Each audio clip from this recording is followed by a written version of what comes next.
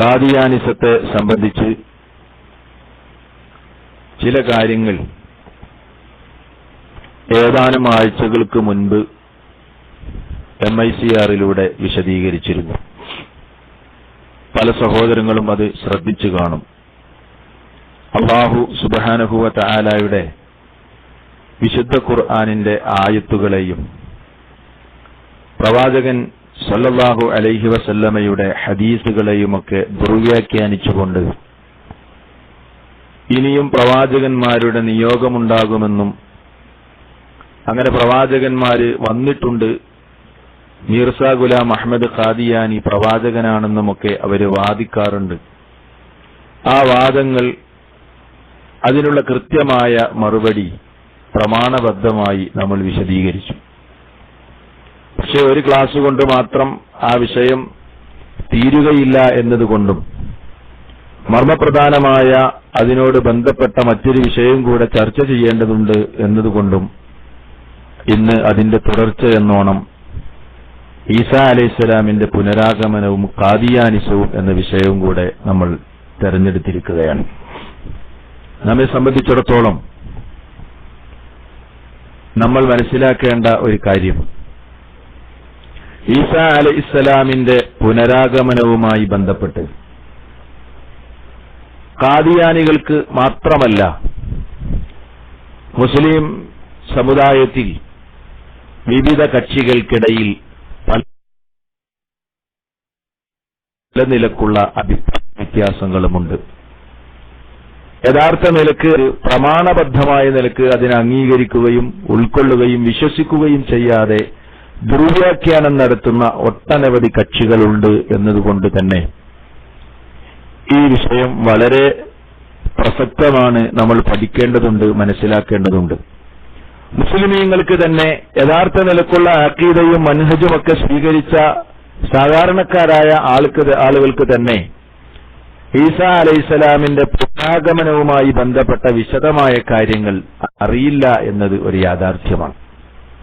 അതുകൊണ്ട് ഏറെ നമ്മൾ പഠിക്കുകയും മനസ്സിലാക്കുകയും ചെയ്യേണ്ട വിഷയങ്ങളിൽ ഒരു വിഷയമാണ് ഇത് എന്ന് ആമുഖമായി സൂചിപ്പിക്കുകയാണ്. സഹോദരങ്ങളെ, മഹാനായ മുഹമ്മദ് നബി സല്ലല്ലാഹു അലൈഹി വസല്ലമക്ക് ശേഷം ഇനി പ്രവാചകന്മാർ വരികയില്ല എന്ന് വിശുദ്ധ ഖുർആനിന്റെയും തിരുസുന്നത്തിന്റെയും അടിസ്ഥാനത്തിൽ നമ്മൾ വിശദീകരിക്കുമ്പോൾ സാധാരണ ഖാദിയാനി സഹോദരങ്ങൾ പറയാറുള്ളത്, അന്ത്യനാളിന്റെ അടയാളമായി ഈസബിന് മറിയമിന്റെ പുനരാഗമനമുണ്ടാകുമെന്ന് ഹദീസുകളിൽ പ്രവചനമുണ്ടല്ലോ, ആ പ്രവചനത്തിലെ ഈസബിന് മറിയമാണ് യഥാർത്ഥത്തിൽ മീർസ ഗുലാം അഹ്മദ് ഖാദിയാനി എന്നാണ് അവർ സാധാരണ വാദിക്കാറുള്ളത്. യഥാർത്ഥത്തിലുള്ള ഈസബിന് മറിയം മരിച്ചുപോയിരിക്കുന്നു, അദ്ദേഹം ഇനി ഈ ലോകത്തേക്ക് വരികയില്ല. അതുകൊണ്ട് ഈസബിന് മറിയം മരണപ്പെട്ടുപോയതിനാൽ ഈസബിന് മറിയം വരും എന്ന് ഹദീസുകളിൽ വന്ന പ്രവചനം, ആ പ്രവചനം സാക്ഷാത്കരിക്കുന്നത് യഥാർത്ഥത്തിൽ മീർസ ഗുലാം അഹ്മദ് ഖാദിയാനിയിലൂടെയാണ്, മീർസയിലൂടെയാണ് എന്നാണ് അവർ വാദിക്കാറുള്ളത്. വിശുദ്ധ ഖുർആനിന്റെ വചനങ്ങളിൽ ഒരു പദവും ഇനി ഒരു പ്രവാചകൻ വരുമെന്നതിന് കാണാൻ സാധ്യമല്ല, മറിച്ച് വരികയില്ല എന്ന കൃത്യമായ വിശദീകരണങ്ങളും കാണാം. ഹദീസുകളിൽ എവിടെയും ഇനിയും ഒരു പ്രവാചക നിയോഗം ഉണ്ടാകുമെന്ന് എവിടെയും നമുക്ക് കാണാൻ കഴിയില്ല. അതുകൊണ്ട് അവിടെയൊന്നും പിടിച്ചു നിൽക്കാൻ സാധ്യമല്ല എന്നതുകൊണ്ട് തന്നെ മറ്റൊരു പഴുതിലൂടെ രക്ഷപ്പെടാനുള്ള ശ്രമം നടത്താറുണ്ട്, അതല്ലെങ്കിൽ തങ്ങളുടെ വാദങ്ങളെ സ്ഥാപിക്കാനുള്ള ശ്രമം നടത്താറുണ്ട്. അതിനവർ പറയാറുള്ളത് വളരെ കൃത്യമായി നമ്മൾ മനസ്സിലാക്കണം. ഹദീസുകളിൽ ഈസാ അലൈഹിസ്സലാമിന്റെ പുനരാഗമനമുണ്ടാകുമെന്ന് പറഞ്ഞ പ്രവചനത്തിലെ ഈസബിന് മറിയമാണ് മീർസ എന്നാണ് അവർ പറയാറുള്ളത്. അവ നമ്മൾ ചോദിക്കാറുണ്ട്, സാധാരണ ഹദീസുകളിൽ വന്നിട്ടുള്ളത് ഈസബിന് മറിയം വരും എന്നാണല്ലോ, മറിയമിന്റെ പുത്രനാണല്ലോ വരും എന്ന് പറഞ്ഞിട്ടുള്ളത്. ഇദ്ദേഹത്തിന്റെ പിതാവിന്റെ പേര് ഗുലാം മുർത്തലയും മാതാവിന്റെ പേര് ചിറാഗ് ബീവിയുമാണല്ലോ. അപ്പോൾ പിന്നെ എങ്ങനെയാണ് മീർസ ഈസബിന് മറിയമാകുന്നത്? ഇങ്ങനെയുള്ള നമ്മുടെ ചോദ്യത്തിന് വളരെ രസകരമായ ഒരു മറുപടിയാണ് സാധാരണ ഖാദിയാനികൾ പറയാറുള്ളത്. ആ മറുപടി കേട്ടാൽ തന്നെ നമുക്ക് മനസ്സിലാകും മീർസ പ്രവാചകനല്ല, കള്ളപ്രവാചകനാണ് എന്ന്. അദ്ദേഹം പ്രവാചകത്വം വാദിച്ച കള്ളനാണെന്നും അള്ളാഹുവിന്റെ ശാപത്തിന് അർഹനായ വ്യക്തിയാണെന്നും ആ മറുപടി കേട്ടാൽ തന്നെ നമുക്ക് മനസ്സിലാവും. എങ്ങനെയാണ് മീർസ ഗുലാം അഹമ്മദ് ഖാദിയാനി ഈസ ഇബ്നു മറിയമാകുന്നത്? അത് സത്യത്തിൽ ഒരു ആൾമാറാട്ടത്തിന്റെ കഥയാണ് സഹോദരങ്ങളെ. ബഹുരസമാണ്. മീർസ തന്റെ പുസ്തകത്തിൽ എങ്ങനെയാണ് ഞാൻ ഈസ ഇബ്നു മറിയമായതെന്ന് സ്വയം തന്നെ എഴുതി വിശദീകരിക്കുന്നത് കാണാം. അദ്ദേഹത്തിന്റെ ഒരു പുസ്തകമാണ് കിഷ്തിയെ നൂഹ്. കിഷ്തിയെ നൂഹ് എന്ന് പറയുന്ന പുസ്തകത്തിന്റെ പേജ് നമ്പർ 10 നമുക്ക് കാണാം. അദ്ദേഹം പറയാണ്, ഞാൻ മറിയമാക്കപ്പെട്ടു, 2 വർഷം മറിയമായി. പിന്നീട് ആ മറിയമിന്റെ ആത്മാവ് എന്നിൽ ഊതിയതുപോലെ ഈസയുടെ ആത്മാവും ഊതി. അങ്ങനെ ആലങ്കാരിക രൂപത്തിൽ ഞാൻ ഗർഭം ചുമന്നു. ഇങ്ങനെ 10 മാസം തികയുന്നതിന് മുമ്പേ ഞാൻ മറിയമിൽ നിന്ന് ഈസയായി മാറി. അങ്ങനെയാണ് ഞാൻ മറിയമിന്റെ പുത്രൻ ഈസയായത്. നിങ്ങൾ കേൾക്കണം, എങ്ങനെയാണ് ഈസ ഇബ്നു മറിയമായത് എന്നാണ് ഇദ്ദേഹം പറയുന്നത്. അദ്ദേഹം തന്നെ മറിയമാവുകയും ആലങ്കാരിക രൂപത്തിൽ മറിയമാവുകയും എന്നിട്ട് സ്വയം തന്നെ ഗർഭം ചുമക്കുകയും ആ നിലക്ക് ആലങ്കാരികമായ രൂപത്തിൽ പ്രസവിക്കുകയും ഒക്കെ ചെയ്ത് ഈ നിലക്കാണത്രേ അദ്ദേഹം ഈസ ഇബ്നു മറിയമായത്. ഈ വാചകം തന്നെ ഇദ്ദേഹം പ്രവാചകനല്ല എന്നതിന് വ്യക്തമായ തെളിവാണ്. ഇദ്ദേഹം തന്നെ ആലങ്കാരിക രൂപത്തിൽ ഗർഭം ധരിക്കുക, എന്നിട്ട് സ്വയം പുത്രനായി രൂപം പ്രാപിക്കുക. യഥാർത്ഥത്തിൽ യാഥാർത്ഥ്യവുമായി ഒരു ബന്ധവുമില്ലാത്ത ഒരു മതമാണ് ഖാദിയാനി മതം എന്ന് നമുക്ക് മനസ്സിലാക്കാൻ കഴിയും. യാഥാർത്ഥ്യവുമായി അതിന് ഒരു ബന്ധവുമില്ല. അതുകൊണ്ട് എന്റെ ഇന്നത്തെ ക്ലാസ്സിലൂടെ നമുക്ക് പരിശോധിക്കാനുള്ളത്, ഇസ്രായേൽ സമൂഹത്തിൽ മുഹമ്മദ് നബി സല്ലല്ലാഹു അലൈഹി വസല്ലമക്ക് മുമ്പ് നിയോഗിക്കപ്പെട്ട ഈസ ഇബ്നു മറിയമാണോ, അതോ ഈസ ഇബ്നു മറിയമിന്റെ വേഷം കെട്ടിയ മീർസ ഗുലാം അഹമ്മദ് ഖാദിയാനിയാണോ ഇനി അന്ത്യനാളിന്റെ അടയാളമായി ഇവിടേക്ക് വരുന്നത് എന്ന പരിശോധനയാണ്. ആരാണ് വരുന്നത്? മഹാനായ നബി സല്ലല്ലാഹു അലൈഹി വസല്ലമക്ക് മുൻപ് നിയോഗിതനായ ഈസ ഇബ്നു മറിയമാണോ, അതല്ല ആൾമാറാട്ടത്തിലൂടെ ഈസ ഇബ്നു മറിയമിന്റെ വേഷം കെട്ടിയ മീർസ ഗുലാം അഹമ്മദ് ഖാദിയാനിയാണോ അന്ത്യനാളിന്റെ അടയാളമായി ഈ ലോകത്തേക്ക് വരുന്നത്? കൃത്യമായി നമ്മൾ പരിശോധിക്കണം. അതിനാദ്യമായി എന്റെ സഹോദരങ്ങളുടെ ശ്രദ്ധ ഞാൻ ക്ഷണിക്കുന്നത് വിശുദ്ധ ഖുർആനിലെ 4-ാമത്തെ അധ്യായമായ സൂറത്തു നിസായിലെ 157 മുതൽ 159 വരെയുള്ള വചനങ്ങളാണ്. ഏതെങ്കിലും സഹോദരന്മാർ സാധിക്കുമെങ്കിൽ അത് ടൈപ്പ് ചെയ്താൽ വളരെ ഉപകാരപ്രദമായിരിക്കും. വിശുദ്ധ ഖുർആനിലെ 4-ാം അധ്യായം സൂറത്തു നിസായിലെ 157 മുതൽ 159 വരെയുള്ള വചനങ്ങൾ. എന്താണ് സത്യത്തിൽ ആ വചനങ്ങളിലൂടെ അല്ലാഹു സുബ്ഹാനഹു വ തആല പറയുന്നത്? എന്താ പറയുന്നത്? വഖൗലിഹിം, ജൂതന്മാർ എങ്ങനെയാണ് അള്ളാഹുവിന്റെ ശാപത്തിന് വിധേയരായത് എന്ന് അതിന്റെ കാരണങ്ങൾ അല്ലാഹു പറയാൻ. വഖൗലിഹിം, അവർ പല കാരണങ്ങളാൽ അള്ളാഹുവിന്റെ ശാപത്തിന് വിധേയരായിട്ടുണ്ട്. അതിലൊരു കാരണം വഖൗലിഹിം, അവരുടെ വാക്കാണ്. എന്താണ് അവർ പറഞ്ഞത്? ഇന്നാ ഖതൽനാ അൽ മസീഹ ഈസ ഇബ്നു മറിയം റസൂലല്ലാഹ്, അള്ളാഹുവിന്റെ പ്രവാചകനായ ഈസ ഇബ്നു മറിയമിനെ ഞങ്ങൾ വധിച്ചിരിക്കുന്നു എന്ന് ജൂതന്മാര് അവകാശപ്പെട്ടു. അള്ളാന്റെ റസൂലായ ഈസ ഇബ്നു മറിയമിനെ ഞങ്ങൾ വധിച്ചിരിക്കുന്നു എന്ന്. എന്നിട്ട് അള്ളാഹ് പറയാണ്, വമാ ഖതലൂഹു, അവരദ്ദേഹത്തെ വധിച്ചിട്ടില്ല. വമാ സ്വലബൂഹു, അവരദ്ദേഹത്തെ ക്രൂശിച്ചിട്ടുമില്ല. വലാകിൻ ശുബ്ബിഹ ലഹും, പക്ഷേ അവർക്ക് കാര്യം തിരിച്ചറിയാതിരിക്കുകയാണ് ചെയ്തത്. വഇന്നല്ലദീന ഇഖ്തലഫൂ ഫീഹി, അദ്ദേഹത്തിന്റെ വിഷയത്തിൽ, അതായത് ഈസാ അലൈഹിസ്സലാമിന്റെ വിഷയത്തിൽ അഭിപ്രായ വ്യത്യാസത്തിലായവരെല്ലാം ലഫീ ശക്കിൻ മിൻഹു, അദ്ദേഹത്തെക്കുറിച്ച് വളരെ കൃത്യമായ സംശയത്തിലാണുള്ളത്. മാലഹും ബിഹി മിൻ ഇൽമിൻ, അതിനെ സംബന്ധിച്ച് അവർക്ക് ഒരു അറിവും തന്നെയില്ല. ഇല്ലത്തിബാഅ ളന്നി, ഊഹത്തെ അവർ പിൻപറ്റുകയല്ലാതെ, ഊഹത്തെ മാത്രമാണ് അവർ പിൻപറ്റുന്നത്. വമാ ഖതലൂഹു യഖീനാ, ഉറപ്പായിട്ടും അദ്ദേഹത്തെ അവർ വധിച്ചിട്ടില്ല, ജൂതന്മാര് വധിച്ചിട്ടില്ല. ബൽ, പിന്നെ റഫഅഹുല്ലാഹു ഇലൈഹി, അല്ലാഹു അവങ്കലിലേക്ക് അദ്ദേഹത്തെ ഉയർത്തുകയാണ് ചെയ്തത്. വകാനല്ലാഹു അസീസൻ ഹകീമ, അല്ലാഹു ഏറെ പ്രതാപശാലിയും യുക്തിമാനുമാണ്. വഇൻ മിൻ അഹ്ലിൽ കിതാബി, അതായത് വേദക്കാരിൽപ്പെട്ട ഒരാളും തന്നെ ഇല്ല, ഇല്ലാ ലയുഅ്മിനന്ന ബിഹി ഖബല മൗതിഹി, അദ്ദേഹത്തിന്റെ മരണത്തിന് മുമ്പ് അദ്ദേഹത്തിൽ വിശ്വസിക്കാതിരിക്കുകയില്ല. വയൗമൽ ഖിയാമ, അന്ത്യനാളിലാകട്ടെ യകൂനു അലൈഹിം ഷഹീദ, അദ്ദേഹം അവർക്കെതിരിൽ, അതായത് അഹ്ലു കിതാബുകാർക്കെതിരിൽ സാക്ഷി പറയുകയും ചെയ്യും, സാക്ഷി നിൽക്കുകയും ചെയ്യുമെന്ന് വിശുദ്ധ ഖുർആൻ 157 4-ാം അധ്യായത്തിലെ 157 മുതൽ 159 വരെയുള്ള വചനങ്ങളിൽ. ഈ വചനങ്ങൾ നമ്മൾ ശ്രദ്ധിച്ചു മനസ്സിലാക്കണം. ഈ വചനങ്ങളിൽ ഈ ആയത്തിൽ പറയുന്ന ഈസബിന് മറിയം ഏത് ഈസബിന് മറിയമാണ്? ഏത് ഈസബിന് മറിയമാണ്? നബി സല്ലല്ലാഹു അലൈഹി വസല്ലമക്ക് മുൻപ് ഇസ്രായേൽ ജനതയിൽ നിയോഗിക്കപ്പെട്ട ഈസബിന് മറിയമാണ്. അക്കാര്യത്തിൽ ഒരാൾക്കും അഭിപ്രായ വ്യത്യാസം ഉണ്ടാവില്ല. ഈ പറയുന്ന കാദിയാനികളും സമ്മതിക്കുന്ന കാര്യമാണ് എന്ത്?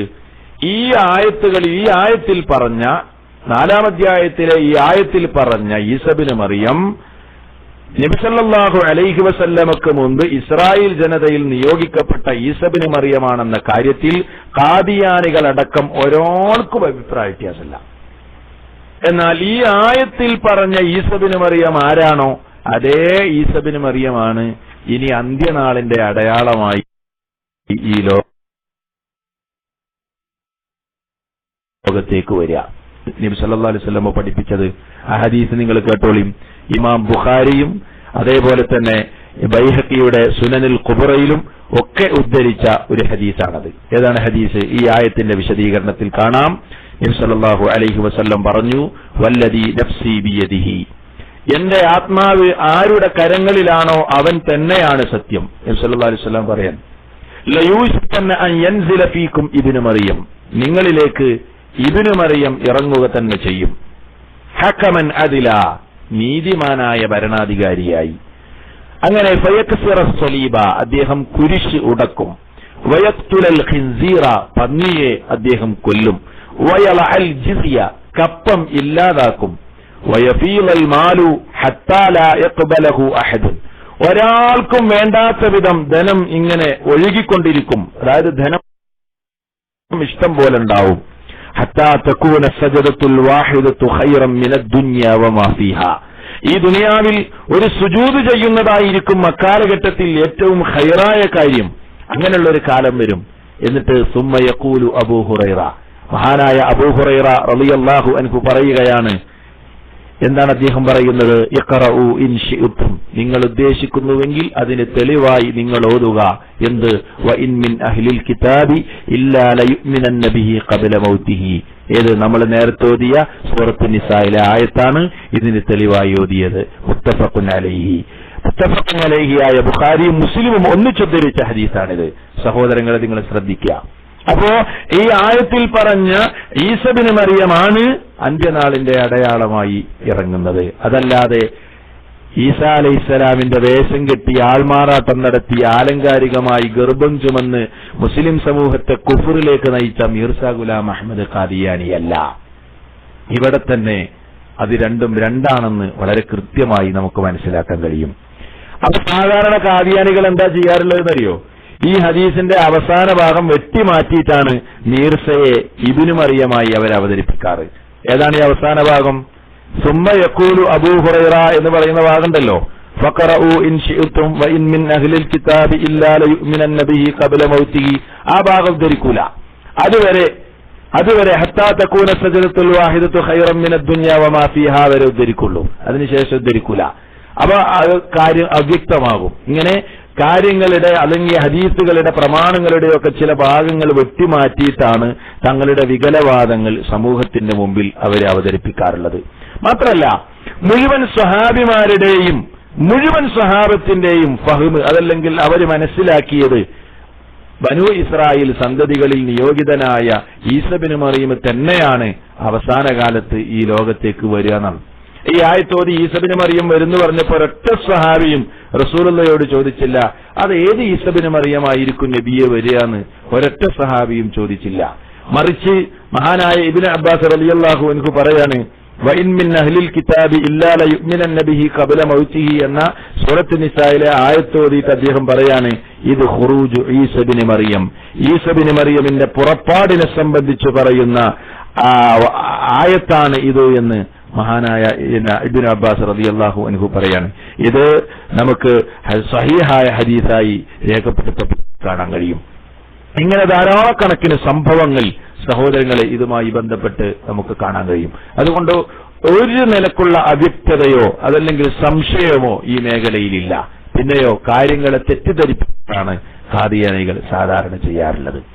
അപ്പൊ സഹോദരങ്ങൾ മനസ്സിലാക്കേണ്ടത്, ഒരു സദൃശ്യ മസീഹിനെ കുറിച്ചോ ഒരു ബദൽ മസീഹിനെ കുറിച്ചോ ഉള്ള ഒരു വിദൂര സൂചന പോലും ഖുർആനിലോ ഹദീസിലോ നമുക്ക് കാണാൻ കഴിയില്ല. അത് വളരെ കൃത്യമാണ്. മാത്രമല്ല, മഹാനായ ഈസ ഇബ്നു മറിയം വരുന്ന സമയത്ത് ഓരോ അടയാളങ്ങളും ഈ സമൂഹത്തിലെ മെമ്പർമാർക്ക് സംശയമുണ്ടാകാതിരിക്കാൻ വളരെ കൃത്യമായി അദ്ദേഹത്തെ തിരിച്ചറിയാൻ വേണ്ടി ഓരോ അടയാളങ്ങളും ഹദീസുകളിൽ വളരെ കൃത്യമായി സൂചിപ്പിച്ചിട്ടുണ്ട്. ചില അടയാളങ്ങൾ മാത്രം ഞാൻ നിങ്ങളെ കേൾപ്പിക്കാം. ബാക്കി ഇൻഷാ അല്ലാഹ് നമുക്ക് ചർച്ചാ സമയത്ത് കൂടുതൽ വിശദീകരിക്കേണ്ടതുണ്ട്. എന്താണ് ഓരോ അടയാളങ്ങളും? ഈ സമൂഹം കഷ്ടപ്പെടാതിരിക്കാൻ അവിടുന്ന് വിശദീകരിച്ചു. ഒന്നാമതായി റസൂലുള്ളാഹി സ്വല്ലല്ലാഹു അലൈഹി വസല്ലം പറഞ്ഞു, ഈസാ നബി അലൈഹി സ്വലാം വരിക എന്ന് പറഞ്ഞാൽ ഈ ഭൂമിയിൽ നിന്നല്ല വരിക, മറിച്ച് ആകാശത്തു നിന്നാ വരിക. ഇമാം ബൈഹഖി അദ്ദേഹത്തിന്റെ സ്വഹീഹിൽ രേഖപ്പെടുത്തുന്ന ഒരു ഹദീസ് കാണാം, ഇദാ നസല ഇബ്നു മറിയം മിനസ് സമാഇ ഫീക്കും, ഇബ്നു മറിയം ആകാശത്തു നിന്ന് നിങ്ങളിലേക്ക് വന്നു കഴിഞ്ഞാൽ എന്ന് ഹദീസിൽ കാണാം. സഹോദരങ്ങളെ, നമുക്ക് അവരോട് ചോദിക്കാനുള്ളത്, മീർസ എവിടുന്നാ വന്നത്? ആകാശത്തു നിന്നാ മീർസ ഗുലാം അഹമ്മദ് ഖാദിയാനി വന്നത്? ഖാദിയാനികളോട് ചോദിക്കേണ്ട ഒരു കാര്യമാണ്. ഇബ്നു മറിയം എന്നാണ് ഹദീസിൽ വന്നത്. എന്നാലോ ഇയാളെ പേരോ? ഇയാളെ പേര് ഇബ്നു മറിയം എന്നാ? മറിയമിന്റെ പുത്രനാണോ? പിതാവ് ഗുലാം മുർത്തളയാണ്. ഗുലാം മുർത്തളയാണ്. മാത്രമല്ല മാതാവിന്റെ പേര് ചിറാഗ് ബീവിയാണ്. പിന്നെ ഇയാളെ എങ്ങനെ ഈസ ഇബ്നു മറിയമായി കരുതാൻ കഴിയും? എന്താണ് ഇവര് സമൂഹത്തോട് പറയുന്നത്? ഈ ജാതി വിശദീകരണം കേട്ടാണ് ചില ആളുകൾ പിന്നെ ഈ ഖാദിയാനിസത്തിലേക്ക് ചേക്കേറി അതിന്റെ പിന്നാലെ നടക്കുന്നത്. ബുദ്ധി പണയം വെച്ചവർക്കല്ലാതെ ഇതിന്റെ പിന്നാലെ പോകാൻ കഴിയോ? അതല്ലെങ്കിൽ ഭൗതികമായ കാര്യലാഭങ്ങൾ ചിലപ്പോൾ കിട്ടിയെന്ന് വരും. ഒരാൾ ഖാദിയാനി ആയിക്കഴിഞ്ഞാൽ അയാൾക്ക് ചിലപ്പോൾ വീട് വെച്ചു കൊടുത്തേക്കും. അതേപോലെ ഭൗതിക സൗകര്യങ്ങൾ എന്തുവാണെങ്കിലും അവർ ചെയ്തു കൊടുക്കും. കാരണം എന്താണെന്നറിയോ? അവർക്ക് ഒരുപാട് ഫണ്ട് സംവിധാനങ്ങളുണ്ട്. ഒരാൾ ഖാദിയാനി ആയിക്കഴിഞ്ഞാൽ അയാളെ മുഴുവൻ സ്വത്തിനും അയാൾ അവകാശിയല്ലാതാ. അയാളെ സ്വത്തിന്റെ ഒരു നിശ്ചിത ശതമാനം അവരുടെ ജമാഅത്തിന് എഴുതി കൊടുത്തെങ്കിലേ ഒരാൾക്ക് ഖാദിയാനിയാകാൻ പറ്റുള്ളൂ.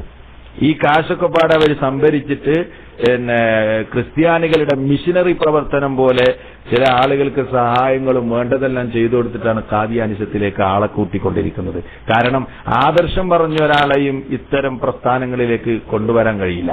അത്രയും വികലമായ ആദർശങ്ങളും തത്വശാസ്ത്രങ്ങളുമാണ് ഇവർ സമൂഹത്തിന് മുമ്പിൽ അവതരിപ്പിക്കുന്നത്. അപ്പൊ ജനങ്ങളെ ബ്രെയിൻ വാഷ് ചെയ്ത് കൊണ്ടുപോവുകയാണ്. ബുദ്ധി പണയം വെച്ചിട്ടല്ലാതെ ഇവരുടെ പിന്നാലെ പോകാൻ കഴിയില്ല. അപ്പൊ ഞാൻ പറഞ്ഞു വന്നത്, ഈസാ നബി അലൈഹി സ്വലാം വരുന്നത് ആകാശത്തു നിന്നാണ് വരുന്നത്, ഭൂമിയിൽ നിന്നല്ല. മാത്രമല്ല വരുന്ന വളരെ കൃത്യമായ പരാമർശം അവിടുന്ന് പറഞ്ഞു റസൂലുള്ളാഹി സ്വല്ലല്ലാഹു അലൈഹി വസല്ലം, ഇത് ബഅസല്ലാഹു അൽ മസീഹ ഇബ്നു മറിയം, ഇബ്നു മറിയമിനെ, മസീഹായ ഇബ്നു മറിയമിനെ അള്ളാഹു നിയോഗിക്കും. എവിടെ നിയോഗിക്കുന്ന സമയത്ത് അദ്ദേഹം ഇറങ്ങുന്നത് എവിടെ? ഫയൻസിലു ഇൻദൽ മനാറത്തിൽ ബൈളാഇ ശർഖിയ ദിമഷ്ക്, ദിമഷ്കിന്റെ കിഴക്ക് ഭാഗത്തുള്ള ഒരു വെളുത്ത മിനാരത്തിന്റെ അടുത്തായിരിക്കും മഹാനായ ഈസ ഇബ്നു മറിയം ഇറങ്ങുന്നത്. എന്നും ഗൂഗിളിൽ സെർച്ച് ചെയ്താൽ കാണാൻ കഴിയും, ദിമഷ്കില് ജീസസ് മിനാർ എന്ന പേരിൽ വെളുത്ത ഒരു മിനാരത്തിന്റെ അടുത്ത് വെച്ചായിരിക്കും ഈസാ അലൈഹിസ്സലാം ഈ ലോകത്തേക്ക് ഇറങ്ങി വരുന്നത് എന്ന് കാണാൻ കഴിയും. നോക്കൂ നിങ്ങൾ, അങ്ങനെ വളരെ കൃത്യമായി മഹാനായ ഈസ ഇബ്നു അലൈഹിസ്സലാമിന്റെ വരവിന്റെ അടയാളങ്ങളെ സംബന്ധിച്ച് സാധാരണ പറയാറുണ്ട്. കൃത്യമായി ഹദീസുകളിൽ നമുക്ക് കാണാൻ കഴിയും. അപ്പോ അവിടെയൊന്നും മീർസയെ ഈസ ഇബ്നു മറിയമാക്കാനുള്ള ഒരു വഴിയും നമുക്ക് കാണാൻ കഴിയില്ല സഹോദരങ്ങളെ. അതുപോലെ തന്നെ പിന്നെ ഈ വിഷയവുമായി ബന്ധപ്പെട്ട് നമ്മൾ മനസ്സിലാക്കേണ്ടത്, ഈസാ അലൈഹിസ്സലാമിന്റെ ഖാദിയാനികളോട് എന്ത് സംസാരിക്കുകയാണെങ്കിലും ആദ്യം ഖാദിയാനികളോട് നമ്മളോട് പറയുന്നതാണെന്നറിയോ?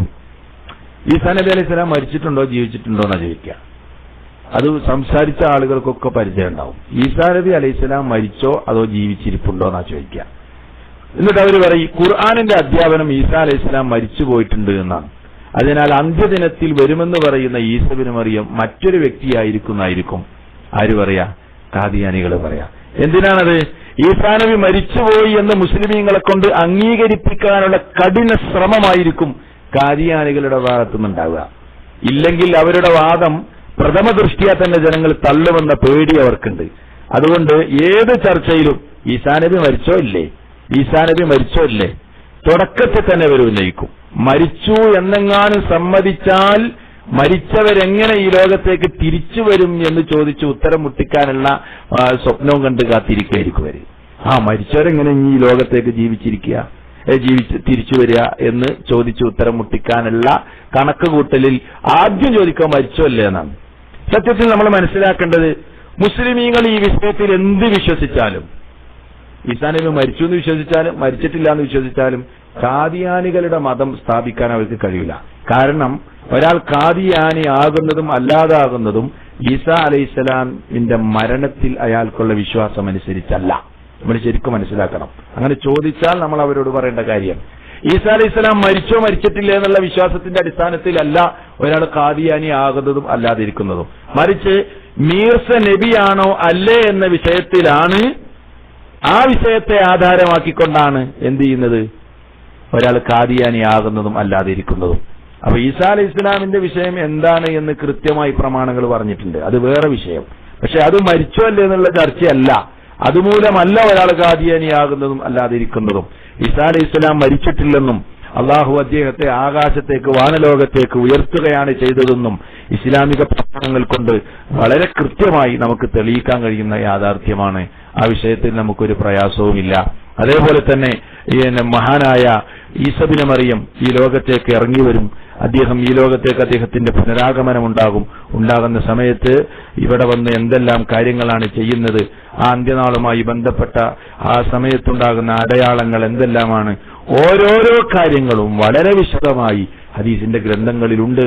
സഹോദരങ്ങളെ, നമുക്കത് വിശദമായി പഠിക്കേണ്ടതുണ്ട്.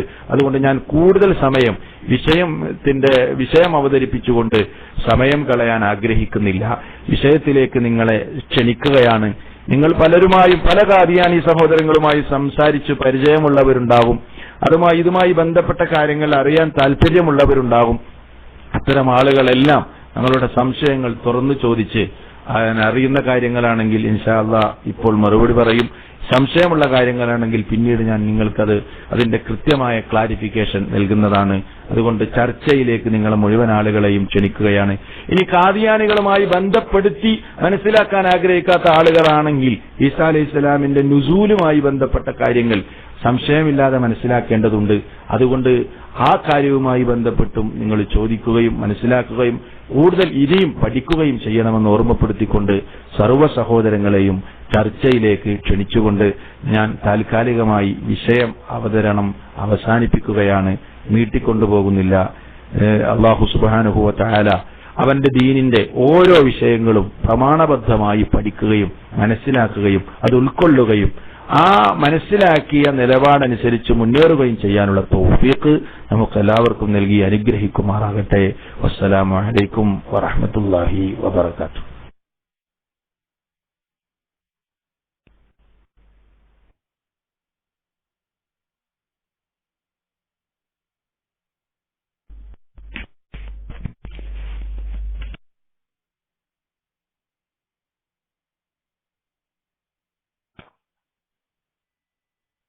അസ്സലാമു അലൈക്കും വറഹ്മത്തുള്ളാഹി വബറകാതുഹു.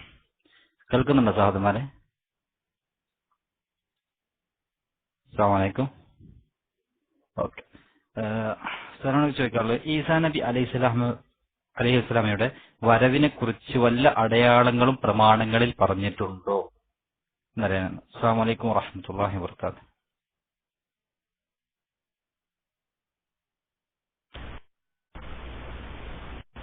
ഈസാ അലൈഹിസ്സലാമിന്റെ വരവിനെ സംബന്ധിച്ച് പ്രമാണങ്ങളിൽ വളരെ കൃത്യമായി ഓരോ അടയാളങ്ങളും വിശദീകരിച്ചിട്ടുണ്ട്. ഞാൻ ഇതിന്റെ വിഷയാവതരണത്തിൽ പറഞ്ഞല്ലോ, നമ്മളത് മനസ്സിലാക്കേണ്ട വളരെ ഗൗരവമേറിയൊരു സംഗതിയാണ്. വിഷയാവതരണത്തിൽ ഞാൻ ഒന്നാമതായി പറഞ്ഞല്ലോ, ഇദാ നസല ബിനു മറിയമ മിനസ് സമാഇ ഫീക്കും. ഒന്നാമത്തെ അടയാളം, ഈസാ അലൈഹിസ്സലാം നിങ്ങളിലേക്ക് ഇറങ്ങുന്നത് ആകാശത്ത് നിന്നായിരിക്കുമെന്ന്. ഒന്നാമത്തെ അടയാളമാണ്. നിങ്ങൾ ശരിക്കും ശ്രദ്ധിക്കണം. രണ്ടാമത്തെ അടയാളം പറഞ്ഞത് ദിമഷ്കിന്റെ കിഴക്ക് ഭാഗത്ത് നിന്നായിരിക്കും. ഹദീസ് ഞാൻ നേരത്തെ ഉദ്ധരിച്ചു. അപ്പൊ ഇങ്ങനെയുള്ള അടയാളങ്ങളൊക്കെ നമ്മൾ പറയുമ്പോ സത്യത്തിൽ ഇത് മീർസയുമായി ഇതിനെ എങ്ങനെ ഇവർക്ക് യോജിപ്പിക്കാൻ കഴിയാറില്ല. അപ്പൊ സാധാരണ ഖാദിയാനികളും ഖുറാഫികളും കുബൂരികളും സൂഫികളും പിന്നെ മുഅ്തസിലിയാക്കളും സർവ്വ പിഴച്ച കക്ഷികളും ചെയ്യാറുള്ളത് എന്താ? ദുർവ്യാഖ്യാനം ചെയ്യാറുള്ളത് അല്ലെ? യഥാർത്ഥത്തിൽ മീർസ ദിമഷ്കിൽ ചവിട്ടുക പോലും ചെയ്തിട്ടില്ല. എല്ലാ ഖാദിയാനികളും സമ്മതിക്കുന്ന കാര്യമാണ്. ദിമഷ്കിന്റെ കിഴക്ക് ഭാഗത്തു നിന്നാണ് ഈസാ അലൈഹിസ്സലാം വരിക എന്ന് പറഞ്ഞാൽ മീർസയാണ് ഈസ എന്ന് പറഞ്ഞാൽ ഈ മീർസ ദിമഷ്കിൽ ചവിട്ടുക പോലും ചെയ്തിട്ടില്ല. ഇയാൾ ജനിച്ചതാണെങ്കിലോ പഞ്ചാബിലെ ഖാദിയാനി കുഗ്രാമത്തിലാണ് ജനിച്ചത്. ശബ്ദം നിങ്ങൾക്ക് ശരിക്കും കേൾക്കുന്നുണ്ടല്ലോ അല്ലെ? ശബ്ദമൊക്കെ അല്ലേ? ഇയാൾ ജനിച്ചത് എവിടെയാണ്? പഞ്ചാബിലെ ഖാദിയാനി കുഗ്രാമത്തിലാണ്. അപ്പോ ഇനി ദുർവ്യാഖ്യാനത്തിന്റെ പോക്ക് കണ്ടോളിട്ടോ. അപ്പൊ ദിമഷ്കിന്റെ കിഴക്ക് ഭാഗത്താണ് വരികയെന്ന് ഹദീസിലുണ്ടല്ലോ. അപ്പൊ എങ്ങനെ ദുർവ്യാഖ്യാനം ചെയ്യാൻ കഴിയും? അപ്പൊ കേട്ടോളി. ഹസ്രത്ത് അഹ്മദിന്റെ ജന്മദേശമായ പഞ്ചാബിലെ ഖാദിയാൻ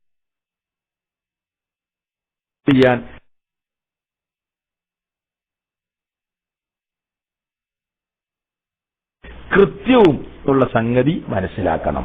സുബ്ഹാനല്ലാഹ്. നിങ്ങൾ നോക്കി, ഖാദിയാൻ എന്ന പ്രദേശത്തെ ഉദ്ദേശിച്ചാണ് റസൂല് പറഞ്ഞത് എന്ത്? ദിമഷ്കിന്റെ കിഴക്ക് ഭാഗത്താണ് എന്ന് പറയുന്നത്. നിങ്ങൾ ആലോചിക്കണം, ഖാദിയാനിനെ ഉദ്ദേശിച്ചാണ് ദിമഷ്കിന്റെ കിഴക്ക് ഭാഗം എന്ന് പറഞ്ഞത്. തനിച്ച വിഡ്ഢികൾ മാത്രമല്ല ഇങ്ങനെ വാദിക്കൊള്ളൂ. ഖാദിയാനെ ഉദ്ദേശിച്ചായിരുന്നെങ്കിൽ ഇന്ന മക്കയുടെ അല്ലെങ്കിൽ മദീനയുടെ അടിസ്ഥാനമാക്കി പറഞ്ഞുകൂടായിരുന്നു അള്ളാന്റെ റസൂലിന്? മക്കയുടെ ഇന്ന ഭാഗത്താണ്, മദീനയുടെ ഇന്ന ഭാഗത്താണ്. ഇത് ദിമഷ്കിന്റെ കിഴക്ക് ഭാഗത്താണ് അത്ര ഖാദിയാൻ. യോജിക്കാതെ വന്നപ്പോ, ഹദീസിന് യോജിക്കാതെ വന്നപ്പോ ദുർവ്യാഖ്യാനം ചെയ്തു കേട്ടോ. അപ്പോ അടയാളത്തോട് ഒരിക്കലും യോജിക്കുന്നില്ല. പിന്നെ അടുത്ത അടയാളം എന്താണെന്നറിയോ? വെളുത്ത മിനാരത്തിന്റെ അരികിൽ ഇറങ്ങുന്നതാണല്ലോ. ഞാൻ നേരത്തെ പറഞ്ഞല്ലോ, മൂന്നാമത്തെ അടയാളം വെളുത്ത മിനാരത്തിന്റെ ഇന്ദൽ മനാറത്തിൽ ബൈളായി, വെളുത്ത മിനാരത്തിന്റെ അരികിൽ ഇറങ്ങുന്നതാണ്. അപ്പൊ അതിനെന്താ വ്യാഖ്യാനം കൊടുക്കുക? ഏതാണെങ്കിലും മീർസയോട് യോജിച്ചു വരുന്നില്ല. അപ്പൊ എന്ത് ചെയ്തു? വെളുത്ത മിനാരത്തിന് ഇവർ നൽകിയ വ്യാഖ്യാനം നമ്മൾ മനസ്സിലാക്കണം. എന്താ വെളുത്ത മിനാരത്തിന്? ഇനിയുള്ളത് മിനാരം എന്ന പദപ്രയോഗമാണ്. അതിന്റെ സാരം ഗതാഗത സൗകര്യം, സമ്പർക്കാധിക്യം എന്നിവയാൽ, അതായത് റെയിൽ, തീക്കപ്പൽ, തപാൽ, കമ്പി, അച്ചടിയന്ത്രം മുതലായതിന്റെ കാരണത്താൽ മതപ്രചാരവേല അത്യധികം എളുപ്പമായി തീരുന്ന ഒരു കാലത്തായിരിക്കും മസീഹ് വരിക എന്നതാകുന്നു. സുബ്ഹാനല്ലാഹ്. സന്മാർഗദർശിനി എന്ന ഇവരുടെ പുസ്തകത്തിലെ 112-ാമത്തെ പേജിൽ. അപ്പൊ വെളുത്ത മിനാരത്തിന് ഇങ്ങനൊരു അർത്ഥമുണ്ട് എന്നുള്ളത് സഹാബികൾക്ക് മനസ്സിലായില്ല, മുൻഗാമികൾക്ക് മനസ്സിലായില്ല. വെളുത്ത മിനാരെന്ന് പറഞ്ഞാൽ എന്താ അർത്ഥം? ഗതാഗത സൗകര്യം, സമ്പർക്കാധിക്യം, അതേപോലെ തന്നെ തപാല്, കമ്പി, അച്ചടിയന്ത്രം, തീക്കപ്പൽ മുതലായതിന്റെ കാരണത്താൽ മതപ്രചാരവേല അത്യധികം എളുപ്പമായി തീരുന്നതാണ്. ഒക്കെ നിങ്ങൾ ദുർവ്യാഖ്യാനം പോയത്. അപ്പൊ ഞാൻ ഒന്നാമത് അടയാളം ശരിക്കും ശ്രദ്ധിക്കണം. 1 ആകാശത്ത് നിന്നാ വരിക, 2 ദിമഷ്കിന്റെ കിഴക്ക് ഭാഗത്ത് നിന്ന്, 3 വെള്ള മിനാരത്തിന്റെ അടുത്ത് വെച്ച് കേട്ടോ. 4-ാമത്തെ അടയാളം റസൂലുള്ളാഹി സ്വല്ലല്ലാഹു അലൈഹി വസല്ലം പറഞ്ഞു, ബൈന മഹ്റൂദത്തൈൻ, 2 കുങ്കുമ വസ്ത്രം ധരിച്ചുകൊണ്ട്. ബൈന മഹ്റൂദത്തൈൻ, കുങ്കുമ വസ്ത്രം. മഹ്റൂദത്തൈൻ എന്ന് പറഞ്ഞാൽ മഞ്ഞ നിറമുള്ള വസ്ത്രം എന്നും അർത്ഥമുണ്ട്, കുങ്കുമ നിറമുള്ള വസ്ത്രം എന്നും അർത്ഥമുണ്ട്. അപ്പൊ ഇനി എന്താ ചെയ്യാ? മീർസക്ക് എങ്ങനെ ഇത് ഫിറ്റാക്കും? ഇതിന് ഖാദിയാനികൾ നൽകുന്ന വ്യാഖ്യാനം കേട്ടാൽ തന്നെ മീർസ നബിയല്ല എന്ന് നിങ്ങൾക്ക് മനസ്സിലാവും കേട്ടോ. എന്താ നീ മഞ്ഞ വസ്ത്രത്തിന് അവർ നൽകിയ അർത്ഥം കേട്ടോളി, അതിന്റെ വിശദീകരണം കേട്ടോളി. എന്ത്? ഈ വാദം പുറപ്പെടുവിച്ച അന്ന് മുതൽക്ക് തന്നെ ഈ മീർസ ഗുലാം അഹമ്മദ് അള്ളാന്റെ ശിക്ഷയ്ക്ക് വിധേയമായിട്ടുണ്ട് എന്നുള്ള വിശദീകരണ കാര്യം ഇനി വിശദീകരിക്കുമ്പോൾ മനസ്സിലാവും. എന്താ സംഗതി എന്നറിയാം? 2 മഞ്ഞ വസ്ത്രങ്ങൾ എന്ന് പറഞ്ഞാൽ 2 രോഗങ്ങൾ എന്നിൽ നിലനിന്നു വരുന്നു. ഒന്ന് ശരീരത്തിന്റെ മേൽഭാഗത്തും മറ്റേത് കീഴ്ഭാഗത്തും. മേൽഭാഗത്തേത് തലചുറ്റലാണ്, കീഴ്ഭാഗത്തേത് മൂത്രാധിക്യവുമാണ്. ഞാൻ അള്ളാഹുവിനാൽ അയക്കപ്പെട്ടവനാണെന്ന വാദം എന്നു തുടങ്ങിയോ അന്നു മുതൽ ഈ 2 രോഗങ്ങളും തുടർച്ചയായി നിലനിന്നു വരുന്നു. അതിന്റെ ശമനത്തിനായി പ്രാർത്ഥിക്കുകയുണ്ടായി. പക്ഷേ നിഷേധത്തിലാണ് മറുപടി കിട്ടിയത്. സന്മാർഗദർശിനി പേജ് നമ്പർ 115. അതെന്താ? ഈസാ നബിയുടെ അടയാളം പറഞ്ഞതാ 2 മഞ്ഞ വസ്ത്രങ്ങൾ. 2 മഞ്ഞ വസ്ത്രങ്ങൾ എന്ന് പറഞ്ഞാൽ 2 രോഗങ്ങളാണത്രേ. ഒന്ന് തലചുറ്റലും, മറ്റേത് മൂത്രവാർച്ച. മൂത്രാധിക്യം എന്ന് പറഞ്ഞാൽ മൂത്രവാർച്ച. സഹോദരങ്ങൾ, നിങ്ങളൊന്ന് ചിന്തിച്ചു നോക്ക്. അടയാളങ്ങൾ എന്തിനാ കൊടുക്കുക? ഒരു പ്രവാചകന് തിരിച്ചറിയാനല്ലേ അടയാളങ്ങൾ കൊടുക്കുക? അറിയാനോ അറിയാതിരിക്കാനോ? തിരിച്ചറിയാനുള്ള 2 അടയാളങ്ങളായിട്ടാണ് മഞ്ഞപ്പുതപ്പുകളെ കുറിച്ച് ഹദീസിൽ പറഞ്ഞത്. അപ്പൊ മഞ്ഞപ്പുതപ്പ് എന്ന് പറഞ്ഞാൽ 2 രോഗങ്ങൾ. ഞാൻ ഖാദിയാനികളോട് ചോദിച്ചു, അല്ല മീർസ നബിയാണെന്ന് അറിയണമെങ്കിൽ ഇങ്ങനെ വസ്ത്രം പൊക്കിയിട്ട് മൂത്രവാർച്ചുണ്ടോ എന്ന് നോക്കേണ്ട ഗതികേടുണ്ടല്ലോ നിങ്ങൾ നബിനെ കുറിച്ച്? നബിന്റെ അടയാളാണല്ലോ ഈ പറഞ്ഞത്. അപ്പൊ മീർസ എങ്ങനെ ഞാൻ നബിയാണ് എന്ന് പറയാൻ വേണ്ടിയിട്ട് എന്താ ചെയ്യാ? ഡ്രസ്സ് പൊക്കിയിട്ട് മൂത്രവാർച്ചുണ്ട് നോക്കിക്കോളി അടയാളം. ഇതല്ലേ ഇപ്പൊ നിങ്ങൾ പറഞ്ഞ ഈ വ്യാഖ്യാനത്തിൽ നിന്ന് മനസ്സിലാക്കേണ്ടത് എന്ന് ഞാൻ കണ്ണൂര് വെച്ചവരോട് ചോദിച്ചപ്പോ ഈ നിമിഷം വരെ അവർക്കതിന് മറുപടി പറയാൻ കഴിഞ്ഞിട്ടില്ല. ഈ നിമിഷം വരെ ാണത്. ഇത് വളരെ യാഥാർത്ഥ്യമാണ്. ബാക്കിയുള്ള എല്ലാ കാര്യത്തിനും മറുപടി പറഞ്ഞു നോക്കി. പക്ഷെ ഈ ഒരു വിഷയത്തിന് മറുപടി പറയാനേ കഴിയുന്നില്ല. എന്ത് ചെയ്താലും മറുപടി പറയാൻ കഴിയുന്നില്ല. എല്ലാ പിഴച്ച കക്ഷികളുണ്ടല്ലോ, ഒരു എന്തെങ്കിലുമൊക്കെ ഒന്ന് പറഞ്ഞുകൊണ്ട് രക്ഷപ്പെടില്ല. ഇതൊന്നും മിണ്ടിയില്ല, മിണ്ടാൻ തന്നെ കഴിയുന്നില്ല. കാരണം അടയാളാണ് പറഞ്ഞത്. അടയാളം തിരിച്ചറിയാനാണ്. മൂത്രവാർച്ച എങ്ങനെ ഒരാളെ അടയാളായിട്ട് പറയാം? ഒരാൾക്ക് തല ചുറ്റലുണ്ടോ ഇല്ലേന്ന് നോക്കിയിട്ട് ഒരാളെ നബിയായിട്ട് നമുക്ക് തീരുമാനിക്കാൻ പറ്റുമോ? മൂത്രവാർച്ച എല്ലാ മനുഷ്യന്മാർക്കും ഉണ്ടാകുന്ന കാര്യമല്ലേ? അത് ഒരാൾക്ക് ഉണ്ടോ ഇല്ലയോ എന്ന് നോക്കിയിട്ടാണോ ഒരാളെ നമ്മൾ പ്രവാചകനോ അല്ലോ എന്ന് തിരിച്ചറിയേണ്ടത്? നോക്കൂ നിങ്ങൾ, എന്തുമാത്രം ഒരു പിഴച്ച വാദങ്ങളാണ് ഇത്തരം കക്ഷികളൊക്കെ ഉന്നയിക്കുന്നത്. നമ്മൾ മനസ്സിലാക്കേണ്ട സംഗതിയാ. അപ്പൊ 2 മഞ്ഞപ്പുതപ്പ് ധരിച്ചിട്ടായിരിക്കും വരിക. പിന്നെയും അടയാളങ്ങളുണ്ട്. എന്താ അടയാളങ്ങളുള്ളത്? വാളിഅൻ കഫൈഹി അല അജ്നിഹത്തി മലക്കൈൻ. 2 മലക്കുകളുടെ ചുമലിൽ കൈവച്ചുകൊണ്ടാണ് ഈസാ അലൈഹിസ്സലാം ആകാശലോകത്തുനിന്ന് താഴേക്ക് ഇറങ്ങി വരിക. 2 മലക്കുകളുടെ ചുമലിൽ കൈവച്ചുകൊണ്ട്. ബാഹ്യ അടയാളങ്ങളാണ് മഞ്ഞപ്പുതപ്പുകളെങ്കിൽ, പിന്നെ ആന്തരികമായ അടയാളങ്ങളാണ് 2 മലക്കുകൾ. മീർസ പറയാൻ അതിനെയും ദുർവ്യാഖ്യാനം ചെയ്യാൻ ഇവർ വല്ലാത്ത ശ്രമം നടത്തി. പക്ഷെ ഒന്നും വിജയിച്ചില്ല. അപ്പൊ ശരിക്ക് നോക്കൂ നിങ്ങൾ, ഇറങ്ങുന്ന ഏരിയ എവിടെയാണ്? ദിമഷ്കിന്റെ കിഴക്ക്. സ്പോട്ട് എവിടെയാണ്? വെളുത്ത മിനാരത്തിന്റെ അടുത്ത്. വേഷം എങ്ങനെയാണ്? മഞ്ഞപ്പുതപ്പ്. അവസ്ഥ എങ്ങനെയാണ്? മലക്കുകളുടെ ചുമലിൽ കൈവച്ചുകൊണ്ട് അവിടുന്ന് ഇറങ്ങി വരും. എന്നിട്ട് മാത്രമല്ല, അദ്ദേഹം ദജ്ജാലിനെ ബാബുൽ ലുദ് എന്ന സ്ഥലത്ത് വെച്ച് വധിച്ചു കളയും. അതും ഹദീസിലുള്ളതാണ്. ഫയത്ലുബുഹു ഹത്താ യുദ്രികഹു ബിബാബിൽ ലുദ്ദിൻ ഫയഖ്തുലുഹു. ഇമാം മുസ്ലിം ഉദ്ധരിക്കുന്ന ഹദീസിൽ കാണാം. ബാബുൽ ലുദ്ദിൽ വെച്ച് ദജ്ജാലിനെ ഈസാ അലൈഹിസ്സലാം വധിച്ചു കളയും. ഇതിനെ ദുർവ്യാഖ്യാനിക്കുന്നത് കണ്ടിട്ടോ. ബാബുൽ ലുദ്ദിൽ വെച്ച് ഈസാ നബി ദജ്ജാലിനെ വധിക്കുന്നു പറഞ്ഞല്ലോ. 4ാമത്തെ പ്രശ്നം, ബാബുൽ ലുദ് എന്നതിന്റെ അർത്ഥം എന്താണെന്നുള്ളതാകുന്നു. നബി തിരുമേനി അതിനൊരു വ്യാഖ്യാനം നൽകിയതായി റിവായത്ത് ചെയ്യപ്പെട്ടില്ല. സന്മാർഗദർശിനി പേജ് നമ്പർ 121. ബാബുൽ ലുദ്ദിനെ എങ്ങനെ നോക്കുമ്പോൾ ദുർവ്യാഖ്യാനം ചെയ്യാൻ കഴിയുന്നില്ല.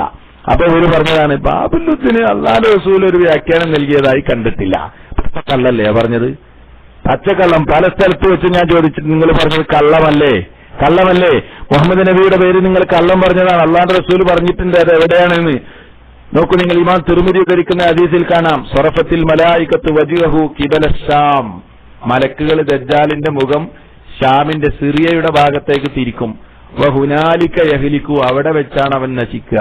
അപ്പൊ സിറിയയിൽ വെച്ചാണ് പിന്നെ ദജ്ജാലിനെ കൊല്ലുക. സിറിയയിലെ ഒരു സ്ഥലത്തിന്റെ പേരാണ് ബാബുൽ ലുദ്. മഹാന്മാരായ പണ്ഡിതന്മാര് പറഞ്ഞു, വഹുവ ബൽദത്തുൻ ഖരീബത്തുൻ മിൻ ബൈത്തുൽ മഖ്ദിസ്. ബൈത്തുൽ മുഖദ്ദസിന്റെ അടുത്തുള്ള ഒരു സ്ഥലമാണ് ബാബുൽ ലുദ്. അവിടെ വെച്ചാണ് ദജ്ജാലിനെ കൊല്ലാൻ. അപ്പോ നോക്കൂ നിങ്ങൾ, വളരെ കൃത്യമായി ഈസാ അലൈഹിസ്സലാമിന്റെ അടയാളങ്ങൾ പറയാൻ ഇവര് പറയുന്ന ദജ്ജാലിനെ ഇനിയിപ്പോ ഇവര് പറയുന്ന ദജ്ജാലിനെ തന്നെ ഈസാ മീർസക്ക് കൊല്ലാൻ കഴിഞ്ഞിട്ടില്ലല്ലോ. ഇവരെന്താ പറഞ്ഞത്? ദജ്ജാൽ എന്ന് പറഞ്ഞാല് ക്രിസ്തുമതത്തിന്റെ അബദ്ധ സിദ്ധാന്തങ്ങളുടെ പ്രചാരവും പ്രതാപവുമാണ് എന്ത് ദജ്ജാല്. വേറൊരിടത്ത് പറഞ്ഞത് ദജ്ജാൽ എന്ന് പറഞ്ഞാൽ തീവണ്ടിയാണ്. നോക്കി നിങ്ങള്, പൊളിഞ്ഞു പാപ്പർ സൂട്ടായി എന്നറിയില്ല നമ്മള്. മക്കത്തും മദീനത്തും ദജ്ജാല് വരൂലാണ് ഹദീസിലുള്ളത്. മക്കത്ത് ഇപ്പൊ ട്രെയിന് വന്നു, കാദിയാനികളാകെ അങ്കലാപ്പിലാണ്. മക്കത്തും മദീനത്തും ദജ്ജാല് വരൂലാണ്. ദജ്ജാല് ട്രെയിൻ എന്ന് പറഞ്ഞതോടുകൂടെ മക്കത്തും വന്നു ദജ്ജാല്, ഇനി മദീനത്തും വരും. അപ്പോ അവരും ആകെ പ്രശ്നമായി. വേറൊക്കെ പറഞ്ഞു ദജ്ജാൽ ക്രിസ്തുമതത്തിന്റെ അബദ്ധ സിദ്ധാന്തങ്ങളുടെ പ്രചാരവും പ്രതാപമാണെന്ന്. അങ്ങനെയാണെങ്കിൽ മീർസയ്ക്ക് ശേഷം ക്രിസ്തുമതം ഒന്നുകൂടെ ഉഷാറായിക്കുക. അപ്പോ ഇവര് പറയുന്ന ഈസാ നബിക്ക് ദജ്ജാലിനെ കൊല്ലാനും കഴിഞ്ഞില്ല. ആകെ ഒരു ആശയക്കുഴപ്പത്തിന്റെ അല്ലെങ്കിൽ വൈരുദ്ധ്യാധിഷ്ഠിതമായ ആദർശമാണ് ഇവര് സമൂഹത്തോട് പറയുന്നത്. ഇനി നോക്കൂ നിങ്ങൾ, ഈസാ അലൈഹി സ്വലാമിന്റെ മറ്റൊരു അടയാളവും കൂടെ ശ്രദ്ധിക്കൂ. ഈസബിന് മറിയം വരുന്ന സന്ദർഭത്തിൽ മക്കയിൽ പോയി ഹജ്ജോ ഉംറയോ നിർവഹിക്കും എന്ന് ഹദീസിലുണ്ട്. ഇവരെ മീർസ മക്കത്ത് കാലുകുത്തുക പോലും ചെയ്തിട്ടില്ല, അല്ലേ? എന്താ ഉള്ളത്? വല്ലദീ നഫ്സീ ബിയദിഹി ലയുഹില്ലന്ന ഇബ്നു മറിയം ബിഫജ്ർ റൗഹായി ഹാജൻ ഔ മുഅ്തമിറാ. ഇമാം മുസ്ലിം ഉദ്ധരിക്കുന്ന ഹദീസിൽ കാണാം. എന്താ? വല്ലദീ നഫ്സീ ബിയദിഹി, അല്ലാഹുവിന്റെ റസൂൽ പറയാൻ, എന്റെ ആത്മാവ് ആരുടെ കരങ്ങളിലാണോ അവൻ തന്നെ സത്യം. ലയുഹില്ലന്ന, ഇഹ്റാമിൽ പ്രവേശിക്കുക തന്നെ ചെയ്യും ഇബ്നു മറിയം ബിഫജ്ർ റൗഹാ, ഫജ്ർ റൗഹാ എന്ന സ്ഥലത്ത് വെച്ച് ഹാജൻ ഔ മുഅ്തമിറാ, ഹജ്ജിനോ അതല്ലെങ്കിൽ ഉംറക്കോ ഇഹ്റാമിൽ പ്രവേശിക്കുക തന്നെ ചെയ്യുമെന്ന് നബി സല്ലല്ലാഹു അലൈഹി വസല്ലം പറഞ്ഞിരിക്കാൻ. അപ്പോൾ ഈ അടയാളങ്ങളുമായി ഒരു നിലക്കും മിർസ യോജിച്ചു വരുന്നതായി നമുക്ക് കാണാൻ കഴിയില്ല. പ്രഥമ ദൃഷ്ടിയാ തന്നെ നമുക്ക് ചിന്തിക്കാനുള്ള വകുപ്പ് പോലില്ല, തള്ളാനുള്ള വകുപ്പേ ഉള്ളൂ എന്നെ സഹോദരങ്ങൾ മനസ്സിലാക്കുക. ഇതാണ് ഈസാ അലൈഹിസ്സലാമിന്റെ വരവുമായി ബന്ധപ്പെട്ട അടയാളങ്ങൾ ഹദീസുകളിൽ ഉള്ളത്.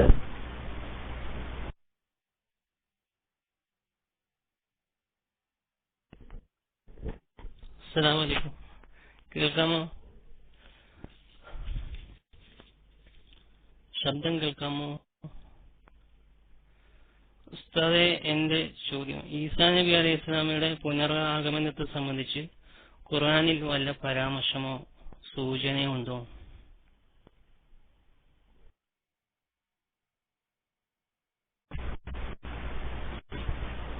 ഈസാ അലൈഹിസ്സലാമിന്റെ പുനരാഗമനത്തെ സംബന്ധിച്ച് ഖുർആനിൽ വല്ല പരാമർശവും ഉണ്ടോ എന്നതാണ് ചോദ്യം.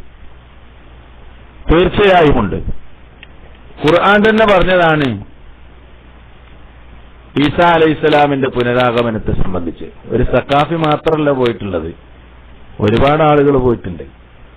ഒരുപാട് ആളുകൾ ഈ സംഗതികൾ പഠിക്കാണ്ട് മനസ്സിലാക്കാണ്ട് ഒരുപാട് ആളുകൾ ഇവരുടെ കൂടെ പോയിട്ടുണ്ട്. സത്യത്തിൽ വിശുദ്ധ ഖുർആനിലെ ഞാൻ ഓതിയ ആമുഖമായി നിങ്ങളെ ഓതി കേൾപ്പിച്ച വചനമുണ്ടല്ലോ, സൂറത്തു നിസായിലെ 157 മുതൽ 159 വരെയുള്ള വചനങ്ങൾ.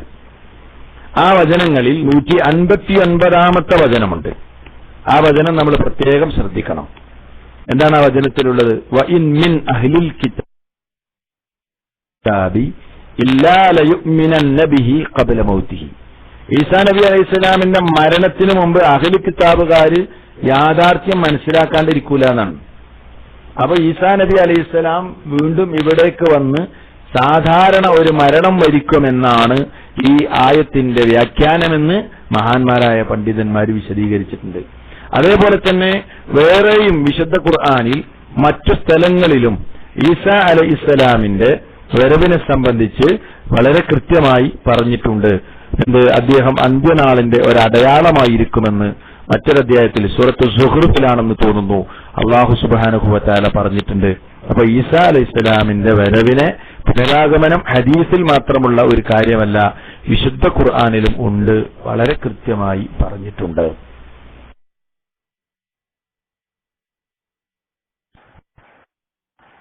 ഹലോ, അസ്സലാമു അലൈക്കും. കേൾക്കുന്നുണ്ടല്ലോ?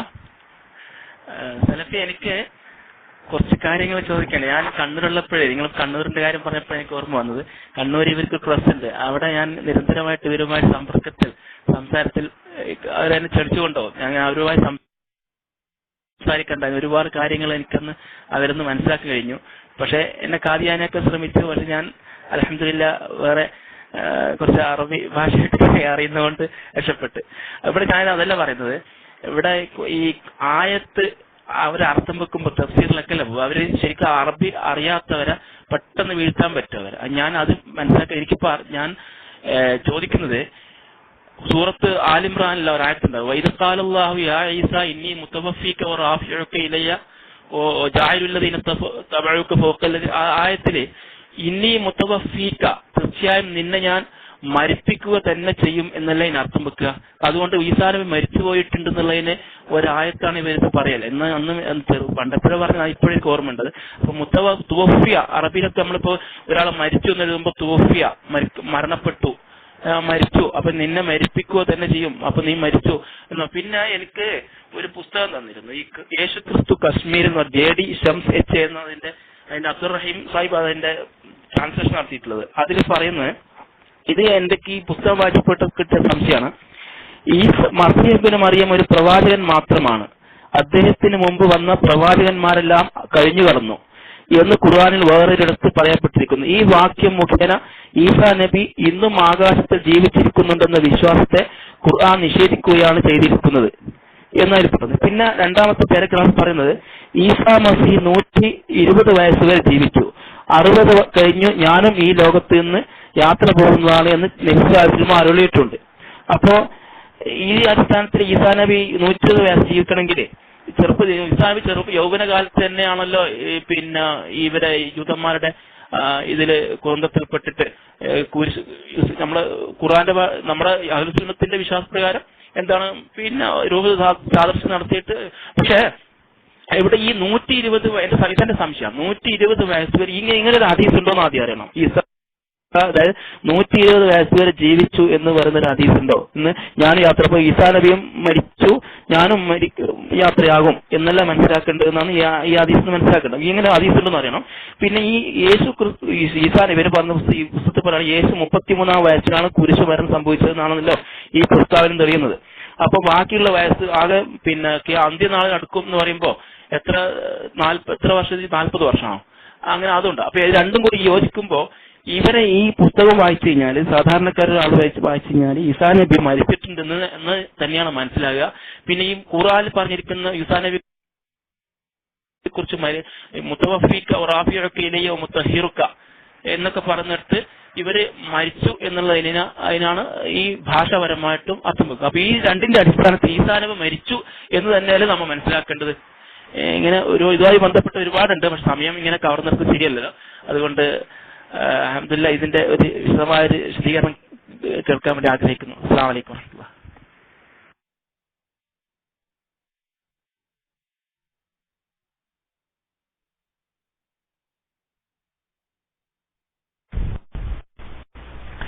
സഹോദരന്റെ ചോദ്യം നമ്മുടെ ഈ വിഷയത്തിന്റെ മർമ്മമാണ്, ഈ വിഷയത്തിന്റെ ഏറ്റവും പ്രധാനപ്പെട്ട ഒരു ഭാഗമാണ്. കണ്ണൂരിലായതുകൊണ്ട് ഇതിന്റെ ഏറെക്കുറെ ശല്യങ്ങളൊക്കെ നല്ലോണം അനുഭവിച്ച് പരിചയം ഉണ്ടാവും. സത്യത്തിൽ നിങ്ങൾ ചോദിച്ച ചോദ്യത്തിന്റെ പ്രസക്ത ഭാഗം ആലുംറാനിലെ 3-ാം അധ്യായത്തിലെ 54-55 വചനങ്ങളാണ്. അവിടെ അള്ളാഹു പറയുന്നത്, വമകറു വമകറല്ലാഹ് വല്ലാഹു ഖൈറുൽ മാകിരീൻ. ജൂതന്മാര് അദ്ദേഹത്തെക്കുറിച്ചൊരു തന്ത്രം പ്രയോഗിച്ചു. അപ്പൊ അള്ളാഹു അവരുടെ തന്ത്രത്തെക്കാൾ വലിയ തന്ത്രജ്ഞനായതുകൊണ്ട് അള്ളയും ഒരു തന്ത്രം പ്രയോഗിച്ചു. അവരുടെ കുതന്ത്രങ്ങളെ അള്ളാഹു പരാജയപ്പെടുത്തി. ജൂതന്മാരുടേത് കുതന്ത്രങ്ങളാണ്, അള്ളാന്റെ തന്ത്രം. അള്ളാഹുവിലേക്ക് നമ്മൾ കുതന്ത്രം എന്ന നിലക്ക് അവന്റെ സിഫത്തിനെ നമ്മൾ മനസ്സിലാക്കാൻ പാടില്ല. അള്ളാഹു അവരുടെ കുതന്ത്രങ്ങളെ പരാജയപ്പെടുത്തി. തന്ത്രജ്ഞനായ അള്ളാഹു അവരുടെ കുതന്ത്രങ്ങളെ പരാജയപ്പെടുത്തിയത് അള്ളാഹ് പറയുന്നു. ആ സന്ദർഭം എന്താ പറയുന്നത്? ഇത് ഖാൽ അള്ളാഹു പറഞ്ഞ സന്ദർഭം, യാ ഈസ, ഓ ഈസ, ഇന്നി മുതവഫീക വറാഫിഉക ഇലയ്യ എന്നതാണ് ആയത്തിലെ പരാമർശം. ഇവിടെ നമ്മൾ വളരെ ശ്രദ്ധിച്ചു മനസ്സിലാക്കിയാൽ വളരെ ലളിതമായി കാര്യം മനസ്സിലാവും. എന്താ സംഗതി എന്നറിയോ? എന്തിനാണ് ജൂതന്മാര് ശ്രമിച്ചത്? അവരെന്തിനാണ് കുതന്ത്രം പ്രയോഗിച്ചത്? അവര് ഈസാ അലൈഹിസ്സലാമിനെ കുരിശിലേറ്റി വധിക്കാൻ. അതിനാണല്ലോ ഈസാ അലൈഹിസ്സലാമിനെ ക്രൂശിക്കാൻ, കുരിശിലേറ്റി വധിക്കാൻ എന്ന് പറഞ്ഞാൽ, ഒന്നും കൂടെ ഞാനത് അദ്ദേഹത്തിന്റെ ജഡവും ആത്മാവും വേർപ്പെടുത്തി അദ്ദേഹത്തെ കുരിശിലേറ്റി വധിക്കാനാണ് എന്ത് ചെയ്തത്? ജൂതന്മാര് ശ്രമിച്ചത്. അത് തന്നെ അള്ളാഹുവും ചെയ്താൽ അതെങ്ങനെ തന്ത്രാവും? അത് തന്നെ എന്ന് പറഞ്ഞാൽ അദ്ദേഹത്തെയാണ് അള്ളാഹ് മരിപ്പിച്ചു എന്ന് വിചാരിക്കുക. അതന്നെയല്ലേ ചെയ്യുന്നത്? ജൂതന്മാര് ചെയ്തത് തന്നെയല്ലേ അള്ളയും ചെയ്യുന്നത്? ചെയ്യാൻ ഉദ്ദേശിച്ചത് തന്നെയല്ലേ അള്ളയും ചെയ്യുന്നത്? എന്റെ ജഡവും ആത്മാവും വേർപ്പെടുത്തി അദ്ദേഹത്തെ മരിപ്പിച്ചു. എവിടെ തന്ത്രമുള്ളത്? ജൂതന്മാര് കൊല്ലാനാ ശ്രമിച്ചത്, തന്ത്രം പ്രയോഗിച്ചത്. അപ്പൊ അള്ളി അദ്ദേഹത്തെ മരിപ്പിച്ചു. അള്ള മരിപ്പിച്ചു കഴിഞ്ഞാൽ എന്ന് പറഞ്ഞാൽ അദ്ദേഹത്തിന്റെ ജഡവും ആത്മാവും വേർപ്പെടുത്തി എന്നർത്ഥം. അപ്പൊ ഈ ജൂതന്മാര് ശ്രമിച്ച അതേ കാര്യം തന്നെ അള്ള ചെയ്താൽ എവിടെയാ തന്ത്രാവുന്നത്? അപ്പൊ സത്യത്തിൽ മുത്തവഫീക എന്ന് പറഞ്ഞാൽ ജഡവും ആത്മാവും ഒപ്പമുള്ള ഒരു ഏറ്റെടുക്കലായിരിക്കണം. അപ്പോഴേ അവിടെ തന്ത്രാവുന്നുള്ളൂ. അങ്ങനെയാകുമ്പോഴേ അതൊരു എതിർതന്ത്രമാവുകയുള്ളൂ. ശരിയല്ലേ? നിങ്ങൾ മനസ്സിലാക്കി നോക്കി. ശരിയല്ലേ? നോക്കൂ നിങ്ങൾ, ഇവിടെ സൂറത്ത് നിസായിൽ എന്താണ് അവിടെ തവഫ എന്ന് പറഞ്ഞാൽ നമ്മൾ മനസ്സിലാക്കേണ്ടത്? നിങ്ങൾ തവഫ എന്ന് പറഞ്ഞാൽ ഫമഅന ഇന്നി മുത്തവഫീക ഫിൽ വളഇൽ ലുഗവി, ഭാഷാപരമായി ഇന്നി മുത്തവഫീക എന്ന് പറഞ്ഞാൽ പണ്ഡിതന്മാരെ അർത്ഥം കൊടുത്തത് എന്താണെന്നറിയോ? ഐ ഹാഇസുക ഇലയ്യ കാമിലൻ ബിറൂഹിക വജിസ്മിക, നിന്റെ ആത്മാവും ശരീരവും ഒന്നടങ്കം പൂർണ്ണമായി ഞാൻ എന്നിലേക്ക് നിന്നെ ഏറ്റെടുത്തിരിക്കുന്നു എന്നാണ് ഭാഷാപരമായി മുത്തവഫീക്കക്ക് പണ്ഡിതന്മാർ അർത്ഥം കൊടുത്തത്. അതേപോലെ തവഫ എന്ന് പറഞ്ഞാൽ എന്താർത്ഥം? തവഫ എന്ന് ഭാഷയിൽ പറഞ്ഞ എന്താർത്ഥം? തവഫ ഫുലാനുൻ ദൈനഹു എന്ന് സാധാരണ ഭാഷയിൽ പറയാറുണ്ട്. തവഫ ഫുലാനുൻ ദൈനഹു എന്ന് പറഞ്ഞാൽ ഇദാ ഖബലഹു ഇലൈഹി, ഒരാൾ തന്റെ കടം തിരിച്ച് തന്നിലേക്ക് തന്നെ സ്വീകരിക്കുമ്പോഴാണ് ഒരാൾ അതിനെന്ത് തവഫ ഫുലാനുൻ ദൈനഹു എന്ന് പറയാറുള്ളത്. ഈ ഉദാഹരണം കൊടുത്തിട്ട് പണ്ഡിതന്മാർ പറയാണ് ഫയകൂനു മഅന മുതവഫീക അലാ ഹാദാ, ഇതേ ആശയത്തിലാണ് സൂറത്തു ആലു ഇമ്രാനിൽ മുതവഫീക എന്ന പദപ്രയോഗം ഉണ്ടായിട്ടുള്ളത്. എന്ന് പറഞ്ഞാൽ ഖാബിലക, നിന്നെ ഞാൻ മിൻഹും അവരിൽ നിന്ന്, ഇലയ്യ എന്നിലേക്ക്, ഹയ്യൻ ജീവനോടെ എന്നിലേക്ക് ഞാൻ ഏറ്റെടുക്കുമെന്നാണ് അതിന്റെ അർത്ഥം. വഹാദൽ ഖൗലു, ഈ ഖൗലാണ്, ഹുവ അതാണ്, ഇഖ്തിയാറു ഇബ്നു ജരീറിൻ, മഹാനായ ഇബ്നു ജരീർ തബരി അദ്ദേഹം തെരഞ്ഞെടുത്ത ഖൗലും അത് തന്നെയാണ് എന്ന് തഫ്സീറിൽ കാണാം. ഇനി നിങ്ങൾ നോക്ക്, ഇനി വേറൊരു കാര്യവും കൂടി നിങ്ങൾ മനസ്സിലാക്കേണ്ടതുണ്ട്. ഈ ആയത്തുമൊക്കെയാണ് ഇവര് സാധാരണ കൂടാറുള്ളത്. സാധാരണ തവഫ തൂഫിയാന്നൊക്കെ മരിച്ചു എന്നുള്ള അർത്ഥത്തിന് തന്നെയാണ് നമ്മൾ ഉപയോഗിക്കാറുള്ളത്. അപ്പൊ സാധാരണക്കാർ തെറ്റിദ്ധരിക്കും, ഇനിയും മുത്തവഫീക്ക, ഞാൻ നിന്നെ മരിപ്പിക്കുന്നല്ലേ അവിടെ പറഞ്ഞത്, അപ്പൊ നബി അലൈഹി സ്വലാം മരിച്ചു എന്നല്ലേ മനസ്സിലാക്കേണ്ടത്? ശരിക്കും അള്ളാഹ് സൂറത്ത് നിസായിൽ വളരെ കൃത്യമായി വിശദീകരിച്ചിട്ടുണ്ട്. എന്താ അള്ളാഹ് പറഞ്ഞത് എവിടെയെന്നറിയോ? വമാ ഖതലൂഹു, അവരദ്ദേഹത്തെ വധിച്ചിട്ടില്ല എന്ന് പറഞ്ഞാൽ എന്താ? ജഡവും ആത്മാവും വേർപ്പെടുത്തിയിട്ടില്ല. വമാ സലബൂഹു, അവരദ്ദേഹത്തെ ക്രൂശിച്ചിട്ടുമില്ല എന്ന് പറഞ്ഞാൽ ജഡവും ആത്മാവും വേർപ്പെടുത്തിയിട്ടില്ല. വലാകിൻ ശുബ്ബിഹ ലഹും, പിന്നെ അവർക്ക് തിരിച്ചറിയാതിരിക്കുകയാണ് ചെയ്തത്. എന്നിട്ട് പിന്നെ എന്താ ചെയ്തത് എന്നാ പറയുന്നത്? ബൽ അതിനാ പ്രയോഗിക്കുക. ബൽ റഫഅഹുല്ലാഹു ഇലൈഹി, അല്ലാഹു അദ്ദേഹത്തെ അവങ്കലിലേക്ക് ഉയർത്തുകയാണ് ചെയ്തത്. ഇവിടെ നമ്മൾ മനസ്സിലാക്കേണ്ട സംഗതി, ആദ്യത്തെ രണ്ടെണ്ണത്തിലെ ഏത് വമാ ഖതലൂഹു വമാ സലബൂഹു എന്ന് പറഞ്ഞില്ലേ, അവിടെയുള്ള ലമീർ എന്ന് അറബി ഭാഷയിൽ പറഞ്ഞാൽ സർവനാമം. ഹു എന്ന് പറഞ്ഞില്ലേ, വമാ ഖതലൂഹു വമാ സലബൂഹു, അതിലെ ഹു എന്ന് പറഞ്ഞ ലമീർ ഉണ്ടല്ലോ, ആ സർവനാമം തന്നെ ആയിരിക്കണം മൂന്നാമത്തേതിലെയും സർവനാമം. ഏതാ മൂന്നാമത്തേതിലെ സർവനാമം? ബൽ റഫഅഹുല്ലാഹു ഇലൈഹി, ബൽ റഫഅഹു, അവിടുത്തെ സർവനാമം കണ്ടോ, ഹു. ആ ലമീർ തന്നെ, മുമ്പ് പറഞ്ഞ ലമീർ തന്നെ ആയിരിക്കണം മൂന്നാമത്തേതിലെയും ലമീർ. അപ്പൊ എന്തായിരിക്കണം? മനസ്സിൽ വക്രതയില്ലാത്ത ആളുകൾക്ക് വേഗം മനസ്സിലാവട്ടോ. അതെങ്ങനെ മനസ്സിലാക്കേണ്ടത്? ആദ്യത്തെ രണ്ടിടത്തും ജഡവും ആത്മാവും ഉൾക്കൊള്ളുന്ന ഈസാ നബിയാണെങ്കിൽ മൂന്നാമത് പറഞ്ഞ ബൽ റഫഅഹുല്ലാഹു ഇലൈഹി എന്ന് പറഞ്ഞെടുത്ത ലമീറിലും ആര് പെടണം? ജഡവും ആത്മാവും ഉൾക്കൊണ്ട ഈസാ നബി തന്നെ ഉൾക്കൊള്ളണം. അതല്ലാതെ മൂന്നാമത്തേത് ബൽ റഫഅഹുല്ലാഹു ഇലൈഹി എന്ന് പറഞ്ഞോടത്ത് ആത്മാവ് മാത്രമേ അതിൽ പെടുള്ളൂ എന്ന് പറഞ്ഞാല് അതെന്ത് വർത്താനാ പറയണത്? അത് ഭാഷാ നിയമത്തിന് എതിരല്ലേ? അല്ലെങ്കിൽ അവിടെ പദവിയാണ് അവിടെ ഉദ്ദേശം എന്നുള്ളത്, അത് ഭാഷാ നിയമത്തിന് എതിരാണ്. നമ്മൾ മനസ്സിലാക്കേണ്ട ഒരു സംഗതി ഉണ്ട്. ഇത് കുറച്ചൊരു ഗ്രാമർപരമായ സംഗതിയാണ്. ഇത് ശരിക്കും മനസ്സിലാക്കണം. ഇത് ഇവരെ എങ്ങനെ എന്തെങ്കിലും അറബി ഭാഷയിൽ എന്തെങ്കിലും ചില സംഗതികൾ പറയുമ്പോഴേക്ക് നമ്മൾ ആകെ തെറ്റിദ്ധരിക്കേണ്ടതില്ല. ഇയാൾക്ക് അറബി ഭാഷയുമായി ഒരു ബന്ധമില്ല ഈ മിർസ ഗുലാം അഹമ്മദ് ഖാദിയാനിക്ക്. ഇയാൾ എഴുതിയ അറബികളൊക്കെ പൊട്ട തെറ്റുമാണ്. മാത്രമല്ല ഖാദിയാനികൾക്ക് എന്താ അറബി, ഖാദിയാനികൾക്ക് എന്തൊരു അറബി, അവർക്ക് എന്താ അറബി, അറബി ഭാഷയുമായി ഒരു ബന്ധവും അവർക്കില്ല, ഒരറബിയില്ല. പിന്നെ സാധാരണക്കാരെ തെറ്റിദ്ധരിപ്പിക്കാൻ വേണ്ടി ചില അറബി പദങ്ങൾ പഠിച്ചു വെച്ചിട്ട് നമ്മളതിലാകെ വഞ്ചിതരാകുകയാണ്. ഒരറബി അവർക്കറിയില്ല. ചില കാര്യങ്ങൾ അവരോട് ചോദിച്ചാൽ ഇപ്പൊ ഈ ഖാദിയാനികളുടെ ഏറ്റവും വലിയ മൗലവിയാണ് എന്ത്, പിന്നെ ഇയാള് അഹമ്മദ് എന്ന് പറയുന്ന അവരൊരു മൗലവി ഉണ്ട്, വലിയ മൗലവി. ആ മൗലവി ചില ഇബാറത്തുകൾ വായിക്കുമ്പോ ഹർക്കത്ത് വരെ തെറ്റിച്ചിട്ടാണ് അയാൾ വായിക്കാറുള്ളത്. ശരിക്കും വായിക്കാറ് ഖുർആൻ വരെ ശരിയായ പ്രൊണൗൺസിയേഷനോട് കൂടെ ഓതാൻ അറിയാത്ത ആളുകളാണ് ഇവര്. പിന്നെ ഇവർക്ക് എന്താ അറബി ഭാഷയുമായി ബന്ധം? ഞാൻ പലപ്പോഴും ഇവരോട് പറയാറുണ്ട്, അറബി ഭാഷയെ സംബന്ധിച്ച് പറയേണ്ടത് അറബി അറിയുന്ന പണ്ഡിതന്മാരാണ്, നിങ്ങളല്ല. നിങ്ങൾ അറബി അറിയുന്ന വരുത്തി തീർക്കാനുള്ള ശ്രമങ്ങളാണ് നിങ്ങളെ ഭാഗത്തുനിന്നുണ്ടാകാറ്. സത്യത്തിൽ നിങ്ങൾക്ക് അറബിനെ കുറിച്ച് ഒന്നും അറിയില്ല. സത്യത്തിൽ നമ്മൾ മനസ്സിലാക്കേണ്ടത് എന്താ, നിങ്ങൾ ഒരു ക്രിയയ്ക്ക് ശേഷം ഒരു ക്രിയയ്ക്ക് ശേഷം ഇല എന്ന സംഗതി വരുമ്പോൾ ആ ക്രിയ സംഭവിക്കുന്ന കാലത്തിന്റെയോ സ്ഥലത്തിന്റെയോ അവസാനം കുറിക്കാനായിരിക്കും ആ ഇല പ്രയോഗിക്കുക.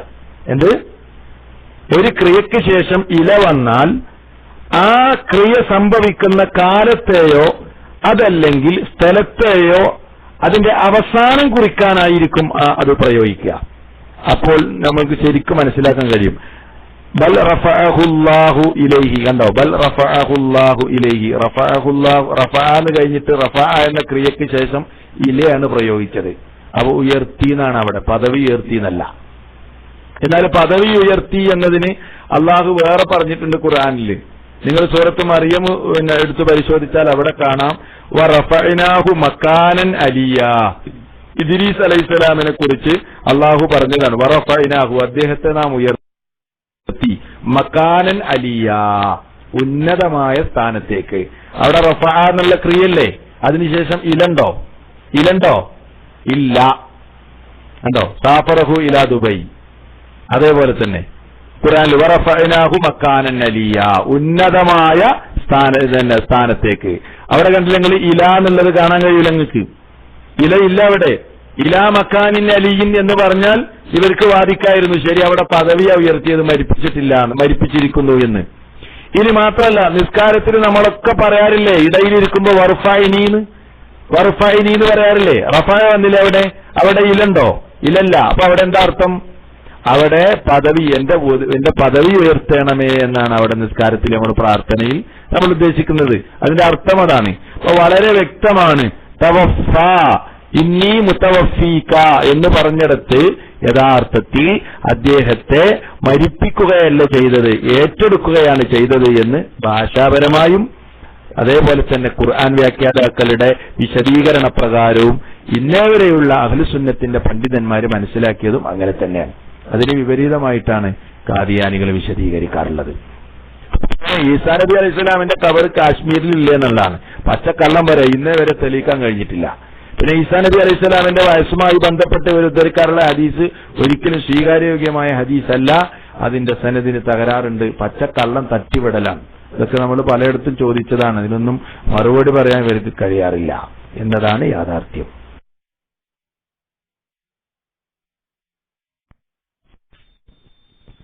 അസ്സലാമു അലൈക്കും വറഹ്മത്തുള്ളാഹി വബറകാതുഹു. സാറേ, എനിക്ക് ഈ വിഷയവുമായി ബന്ധപ്പെട്ട് ചോദിക്കാനുള്ള ഈസാ നബിയുടെ വരവിനെ കുറിച്ച് ഹദീസിൽ പറയുന്നു, നിങ്ങളിൽ നിന്നുള്ള ഒരു നേതാവെന്ന് ഹദീസുകൾ കാണാം. അപ്പോൾ ഖാദിയാനികൾ പറയുന്നത്, അപ്പോൾ വരാനിരിക്കുന്ന മസീഹ് മുസ്ലിങ്ങളിൽ നിന്നുള്ള ഒരാളായിരിക്കുമെന്ന ഖാദിയാനികളുടെ വാദത്തോട് എങ്ങനെയാണ് നമുക്ക് പ്രതികരിക്കാൻ പറ്റുന്ന ഒരു ഫേക്ക് റിലീസ്?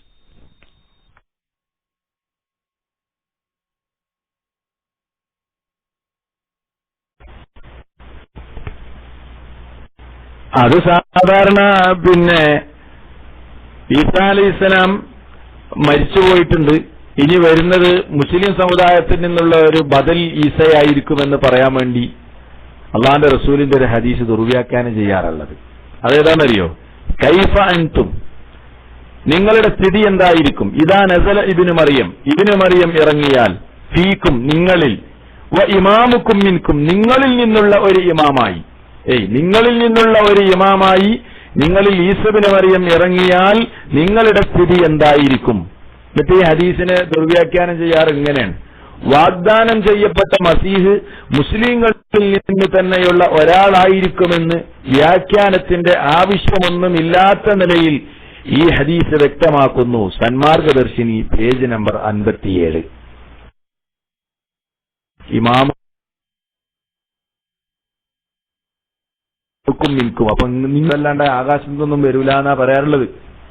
സത്യത്തിൽ എന്താ നിങ്ങള്, ഇത് ഹദീസുകളിൽ തന്നെ കൃത്യമായി വന്നിട്ടുണ്ട്. പക്ഷേ പറ്റുന്ന ഹദീസല്ലേ പിടിക്കാൻ പറ്റുള്ളൂ. വിശദീകരണം വന്ന ഹദീസ് സാധാരണ ഇത്തരം കക്ഷികളൊന്നും ഉദ്ധരിക്കാറില്ല.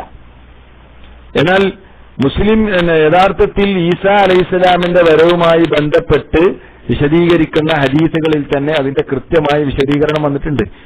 ഈ മഹാനായ ഈസാ അലൈഹിസ്സലാം വരുമ്പോ അദ്ദേഹത്തിന്റെ ശരീഅത്തുമായിട്ടല്ല വരിക, മറിച്ച് മുസ്ലിമീങ്ങളുടെ ശരീഅത്തിനെ അദ്ദേഹം ദുർബലപ്പെടുത്തൂല. ആ ശരീഅത്തിലേക്ക് മുഹമ്മദ് നബി സല്ലല്ലാഹു അലൈഹി വസല്ലമ നമ്മെ പഠിപ്പിച്ച റസൂലിന്റെ ശരീഅത്തിലേക്ക്, അഥവാ മുസ്ലിം സമുദായം പിൻപറ്റുന്ന ശരീഅത്തിലേക്ക് ക്ഷണിക്കാനാണ് ആര് വരിക?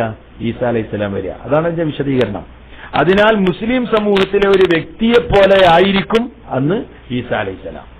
ഈസാ അലൈഹിസ്സലാം മുസ്ലിം സമൂഹത്തിലെ ഒരു വ്യക്തിയെ പോലെ ആയിരിക്കും. അതാണ് നിങ്ങളിൽ നിന്നുള്ള ഇമാം എന്ന് പറഞ്ഞത്. അതേ ഹദീസിലുണ്ട്, അത് നമ്മൾ പറയണതല്ല. നിങ്ങൾ നോക്കി, ഇമാം മുസ്ലിം ഉദ്ധരിച്ച ഒരു ഹദീസിൽ കാണാം, അബൂ ഹുറൈറ റളിയല്ലാഹു അൻഹുവിൽ നിന്ന് ഉദ്ധരിക്കുന്നു, വ ഇമാമുക്കും മിൻകും, ഇമാമുക്കും മിൻകും നിങ്ങളിൽ നിന്നുള്ള ഇമാം എന്ന് പറഞ്ഞില്ലേ, അതിനെ സംബന്ധിച്ച് കാല ഇബ്നു അബീ ദിഅബ് ചോദിക്കാണ്, തദ്രി നിനക്കറിയുമോ, മാ അമ്മക്കും മിൻകും നിങ്ങളിൽ നിന്നുള്ള ഇമാം എന്ന് പറഞ്ഞാൽ അതിന്റെ ആശയം എന്താണെന്ന് അറിയുമോ? കുൽത്തു ഞാൻ പറഞ്ഞു, തുഖ്ബിറുനി എന്നെ അറിയിക്കും, എനിക്ക് വിവരം പറഞ്ഞുതാ. കാല അപ്പൊ അദ്ദേഹം പറഞ്ഞു കൊടുക്കാണ്, ഫഅമ്മക്കും ബികിതാബി റബ്ബിക്കും തബാറക വതആല വസുന്നതി നബിയിക്കും. റവാഹു മുസ്ലിം. എന്താണ് ഫഅമ്മക്കും? നിങ്ങൾക്ക് നേതൃത്വം നൽകും, ബികിതാബി റബ്ബിക്കും നിങ്ങളുടെ റബ്ബിന്റെ കിതാബ് കൊണ്ടും, തബാറക വതആല വസുന്നതി നബിയിക്കും നിങ്ങളുടെ പ്രവാചകന്റെ സുന്നത്ത് കൊണ്ടും നിങ്ങൾക്ക് നേതൃത്വം നൽകുന്നത് കൊണ്ടാണ് നിങ്ങളിൽപ്പെട്ട ഇമാം എന്ന് പറഞ്ഞത്. അതല്ലാതെ മുസ്ലിം സമുദായത്തിൽ നിന്ന് പുതുതായിട്ട് വരുന്ന ഒരു ഇമാമിനെ കുറിച്ചല്ല ആ പരാമർശം. മറിച്ച് അത് ഈസാ നബി അലൈഹി സ്വലാമിന്റെ ശരീഅത്തൊക്കെ ദുർബലായി. റസൂലിന്റെ ശരീഅത്ത് വന്നതോടുകൂടെ മുൻഗാമികളായ പ്രവാചകന്മാരുടെ മുഴുവൻ ശരീഅത്തും എന്തായി? നസ്ഖ് ചെയ്യപ്പെട്ടു. ഇനി റസൂലിന്റെ ശരീഅത്ത് മാത്രമേ അന്ത്യനാൾ വരെ ഉള്ളൂ. ഈസാ നബി വരികയാണെങ്കിൽ റസൂലിനെ പിൻപറ്റുന്ന ഒരാളായിട്ടാണ് ഈ ലോകത്തേക്ക് വരിക. അതുകൊണ്ടാണ് അദ്ദേഹം മുസ്ലിം സമുദായത്തിലെ നേതാവ് എന്ന് പറഞ്ഞത്, അതല്ലാതെയല്ല.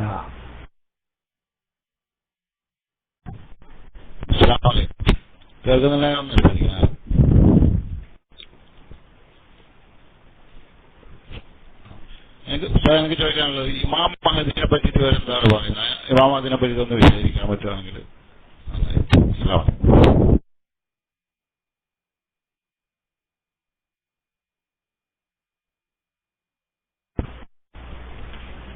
ഇമാം മഹദിയുടെ കാര്യം പറയുകയാണെങ്കിലേ, ഇന്ന് മുസ്ലിം ഖാദിയാനികളൊക്കെ ഇസ്ലാമിന്റെ പുറത്താണല്ലോ. മുസ്ലിം സമുദായത്തിൽ തന്നെ പല കക്ഷികൾക്കും ഈ കാര്യം എപ്പോഴും ബോധ്യപ്പെട്ടിട്ടില്ല. ഇതാരെങ്കിലും പറഞ്ഞാൽ അവന്റെ നേരെ തുറിച്ചു നോക്കുന്ന ഒരവസ്ഥാവിശേഷം എന്നുള്ളത്. മഹ്ദി എന്ന മിഥ്യ എന്ന പേര് ജമാഅത്തെ ഇസ്ലാമിക്കാരെ പുസ്തകം ഇറക്കിയിട്ടുണ്ട്. മഹ്ദി എന്ന മിഥ്യ, അത് തോന്നുന്നുണ്ട് പേര്, ഞാൻ ഓർക്കുന്നത് അതേപോലെ. ഏതാണെങ്കിലും മഹ്ദി ഇമാമിനെ നിഷേധിച്ചുകൊണ്ടുള്ള ഒരു പുസ്തകം.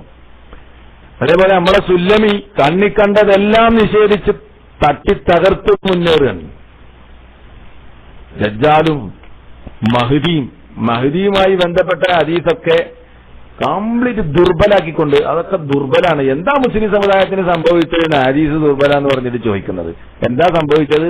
വിശ്വാസങ്ങൾ ഒരുപാട് തകർന്നു പോയി, വേറൊന്നുമല്ല.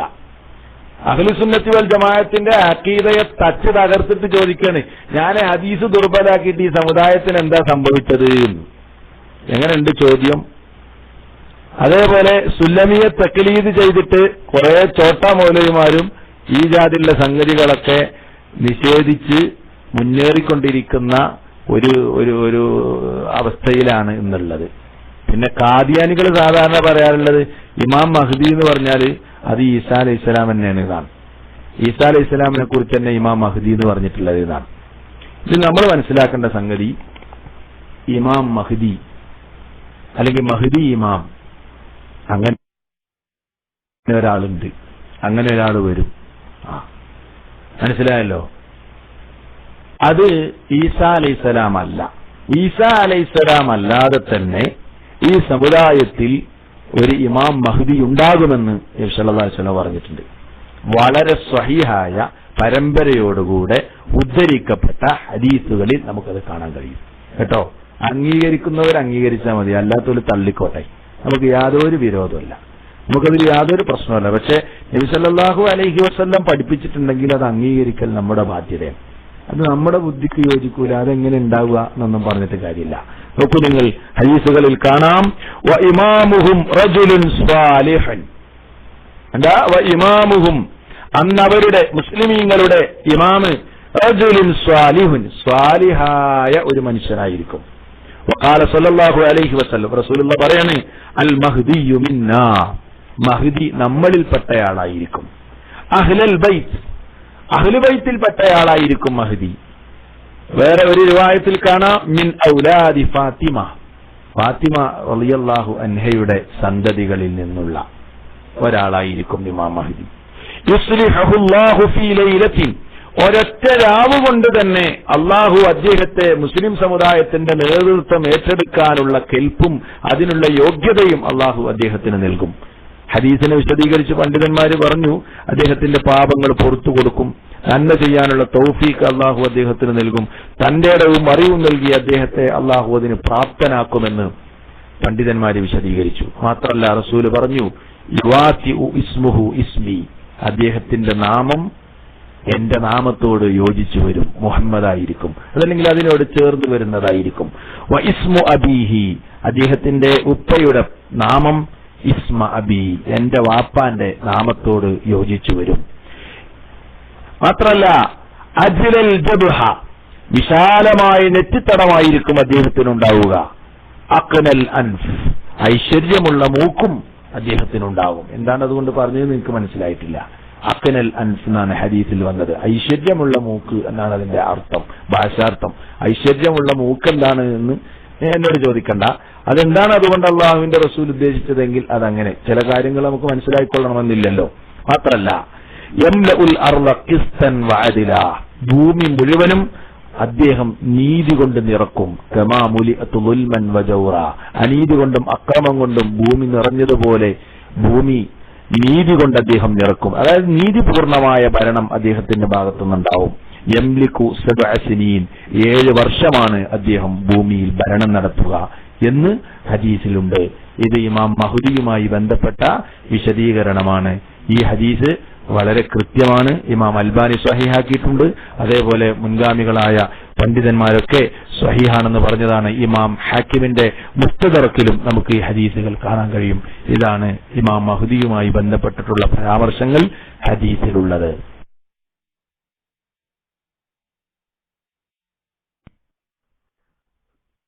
അസ്സലാമു അലൈക്കും വറഹ്മത്തുള്ളാഹി. സഹോദരങ്ങളെ കേൾക്കുന്നുണ്ടോ?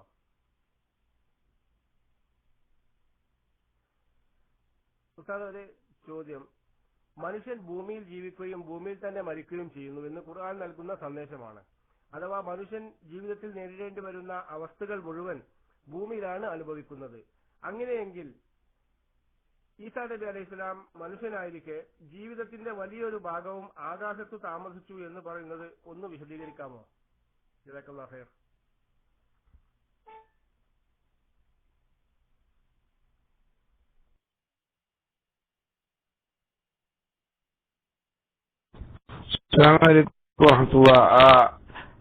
സഹോദരൻ, നിങ്ങൾ ചോദിച്ചതൊന്നും കേട്ടിട്ടില്ല. ഉസ്താദ് കേട്ടിരിക്കാൻ സാധ്യതയില്ല. ഇവിടെ എല്ലാരും വോളിയം സൗണ്ട് ഇല്ല എന്നൊക്കെ എഴുതി നിങ്ങൾ കണ്ടിരിക്കുന്നു വിചാരിക്കുന്നത്. അബൂറാനിയ, നിങ്ങൾ ചോദിച്ചത് കേട്ടിട്ടില്ല, ശബ്ദം കുറവായിരുന്നു. വീണ്ടും ഒന്നും കൂടി മൈക്കെടുത്തോളൂ. സമയം.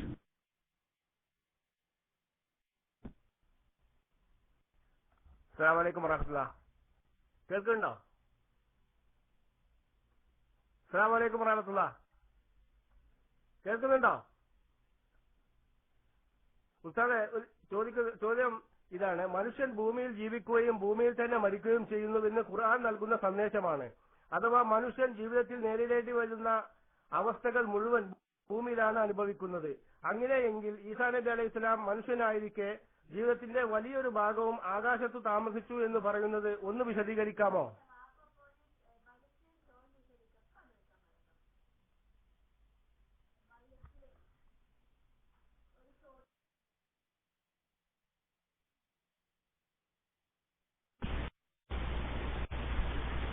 അദ്ദേഹത്തിന്റെ ചോദ്യം, അദ്ദേഹം പറയുന്നത്, അതായത് മനുഷ്യരെ യഥാർത്ഥത്തിൽ ഭൂമിയുമായി ബന്ധപ്പെടുത്തിയിട്ടാണ് വിശുദ്ധ ഖുർആൻ പറഞ്ഞിട്ടുള്ളത്. അപ്പോ ഈസാ നബി അലൈഹിസ്സലാം ഒരു മനുഷ്യനായിരിക്കെ അദ്ദേഹത്തിന്റെ ജീവിതത്തിന്റെ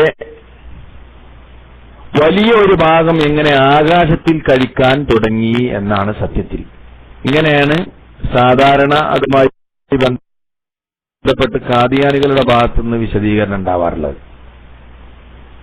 അതിന് സാധാരണ അവർ ഉദ്ധരിക്കാറുള്ളത് സൂറത്തുൽ അഅറാഫിലെ 25-ാമത്തെ ആയത്താണ്. അവിടെ അല്ലാഹ് പറഞ്ഞത് ഫീഹാ തഹ്യൗന വഫീഹാ തമൂതൂന, കേട്ടോ, ഫീഹാ തഹ്യൗന വഫീഹാ തമൂതൂൻ. മനുഷ്യ സന്താനങ്ങളെ, നിങ്ങൾ ഈ ഭൂമിയിൽ തന്നെ നിങ്ങളുടെ ജീവിതകാലം കഴിക്കുകയും ഇതിൽ വെച്ച് തന്നെ മരിക്കുകയും ചെയ്യും എന്നാണ് അല്ലെ. ഫീഹ അവിടെ വെച്ച് തഹ്യൗന നിങ്ങൾ ജീവിക്കുന്നു, വഫീഹ അവിടെ വെച്ച് തന്നെ നിങ്ങൾ മരിക്കുകയും ചെയ്യുന്നു. അപ്പൊ യഥാർത്ഥത്തിൽ ഖാദിയാനികൾ പറയാറുള്ളത്, അവരുടെ വിശദീകരണം, മനുഷ്യന് രണ്ടവസ്ഥയാണ് നേരിടാനുള്ളത്, ജീവിതവും മരണവും. ഇത് രണ്ടിനെയും അല്ലാഹു ഭൂമിയോടാണ് ബന്ധിച്ചിരിക്കുന്നത്, കേട്ടോ, രണ്ടിനെയും ഭൂമിയോടാണ് എന്ത് ചെയ്തിട്ടുള്ളത്, ബന്ധിച്ചിരിക്കുന്നത്. ഈ രണ്ടവസ്ഥയും മനുഷ്യൻ ഭൂമിയിൽ വെച്ച് തന്നെ കഴിക്കേണ്ടിയിരിക്കുന്നു. അങ്ങനെയാണെങ്കിൽ ഈസാ നബി മനുഷ്യനായിരിക്കെ അദ്ദേഹത്തിന്റെ ജീവിതകാലം കുറെ ആകാശത്ത് വെച്ചല്ലേ കഴിച്ചത്? ഇത് ഖുർആനിന് എതിരല്ലേ? ഇങ്ങനെ ചോദിക്കുമ്പോൾ ഞാൻ ഇവരോട് ചോദിക്കാറുള്ളൊരു സംഗതി എന്താണെന്നറിയോ? ഇങ്ങനെ ചോദിച്ചാൽ നിങ്ങൾ തന്നെ കുടുങ്ങുക. ഈസാ നബി മനുഷ്യനായിരിക്കെ എങ്ങനെ കുറെ ആകാശത്ത് കഴിച്ചു കൂട്ടി എന്ന് ചോദിച്ചാൽ നിങ്ങളോട് ചില ചോദ്യങ്ങൾ അങ്ങോട്ടും ചോദിക്കാണ്ടാവും. അതെന്താ? മനുഷ്യൻ എങ്ങനെയാണ് സാധാരണ സൃഷ്ടിക്കപ്പെടുന്നത്? സ്രവിക്കുന്ന ബീജത്തിൽ നിന്ന്, ഖുർആൻ പറഞ്ഞതല്ലേ. എന്നാൽ ഈസാ നബി എങ്ങനെയാ ജനിച്ചത്? സ്ത്രീ പുരുഷ സംയോഗത്തിൽ നിന്നല്ലല്ലോ ഈസാ നബി അലൈഹിസ്സലാം ജനിച്ചത്. ഒരു മനുഷ്യനായിരിക്കെ ഈസാ അലൈഹിസ്സലാമിന് ഇങ്ങനെ ഒരു ജന്മമുണ്ടായി എങ്കിൽ, അല്ലേ, ഒരു മനുഷ്യനായിരിക്കെ ഈസാ അലൈഹിസ്സലാം ഇങ്ങനെ ഒരു ജന്മം അദ്ദേഹത്തിന് ഉണ്ടായി എങ്കിൽ, മനുഷ്യനായിരിക്കെ ഈസാ നബി അലൈഹിസ്സലാമക്ക് ആകാശത്തേക്ക് എത്താൻ കഴിയില്ലെന്ന് പറഞ്ഞത് ബാലിശല്ലേ? ഒരു മനുഷ്യനായിരിക്കെ അദ്ദേഹത്തിന് ആകാശത്തേക്ക് എത്താൻ കഴിയില്ല എന്നുള്ളത് ബാലിശല്ലേ? അപ്പൊ ജനനത്തിൽ അത്ഭുതമുള്ളതുപോലെ ഉയർത്തപ്പെട്ടത് മറ്റൊരു അത്ഭുതം എന്നേ പറയാൻ കഴിയൂ. അല്ലെങ്കിൽ ഖാദിയാനികൾ പറയണ ഈസാ നബി സാധാരണ മനുഷ്യനല്ല. അതവര് പറയട്ടെ, അതാണ് നമ്മളതിന് മറുപടി കൊടുക്കേണ്ടത്. ഈസാ നബി സാധാരണ മനുഷ്യനല്ല കേട്ടോ എന്ന് അവർ പറയട്ടെ. അങ്ങനെയാണെങ്കിൽ നമുക്ക് കൃത്യമായിട്ട് അപ്പോ അതിന്റെ ആ സന്ദർഭത്തിൽ അതിനനുയോജ്യമായ മറുപടി നമുക്ക് കൊടുക്കാം. അപ്പോ മനുഷ്യനായിട്ട് പോലും സാധാരണ മനുഷ്യന്മാര് ജനിക്കുന്നത് പോലെ അല്ലല്ലോ ഈസാ നബി അലൈഹിസ്സലാം ജനിച്ചത്. അപ്പൊ ജനനത്തിൽ അത്ഭുതമുള്ളതുപോലെ തന്നെ അദ്ദേഹത്തിന്റെ മരണത്തിലും എന്തുണ്ട്? അദ്ദേഹത്തിന്റെ ആകാശത്തേക്കുള്ള ഉയർച്ചയിലും ആകാശത്തേക്ക് എത്താൻ കഴിയുക എന്നതും മറ്റൊരത്ഭുതമായി മാത്രമേ അതിനെ കാണാൻ കഴിയുകയുള്ളൂ. ശരി.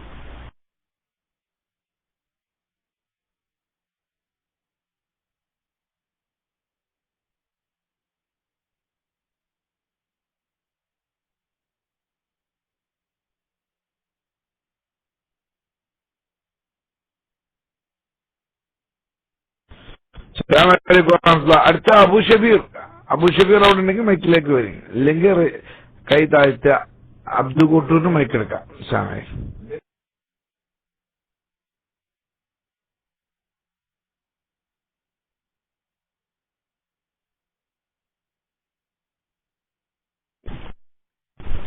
കേൾക്കുന്നുണ്ടോ?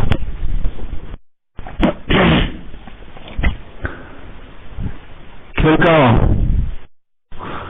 ഓക്കെ, ഞാന് കൊല്ലത്താണ് തോന്നുന്നു ടൗണില് നിസ്കരിക്കാൻ ഒരു പള്ളി തെരഞ്ഞപ്പോ ഒരു പള്ളിയിൽ പോയി കയറി. അപ്പൊ ഒരു കാദ്യാനി പള്ളിയാണെന്ന് അറിഞ്ഞില്ല. ഞാൻ നിസ്കാരം കഴിഞ്ഞപ്പോ അവർ നമ്മളെ കാത്തിക്കണം അവർക്ക് വരാൻ വേണ്ടിട്ട്.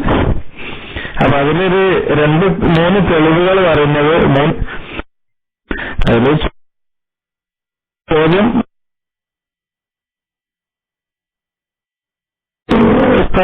കണ്ടു കേൾക്കണില്ലേ?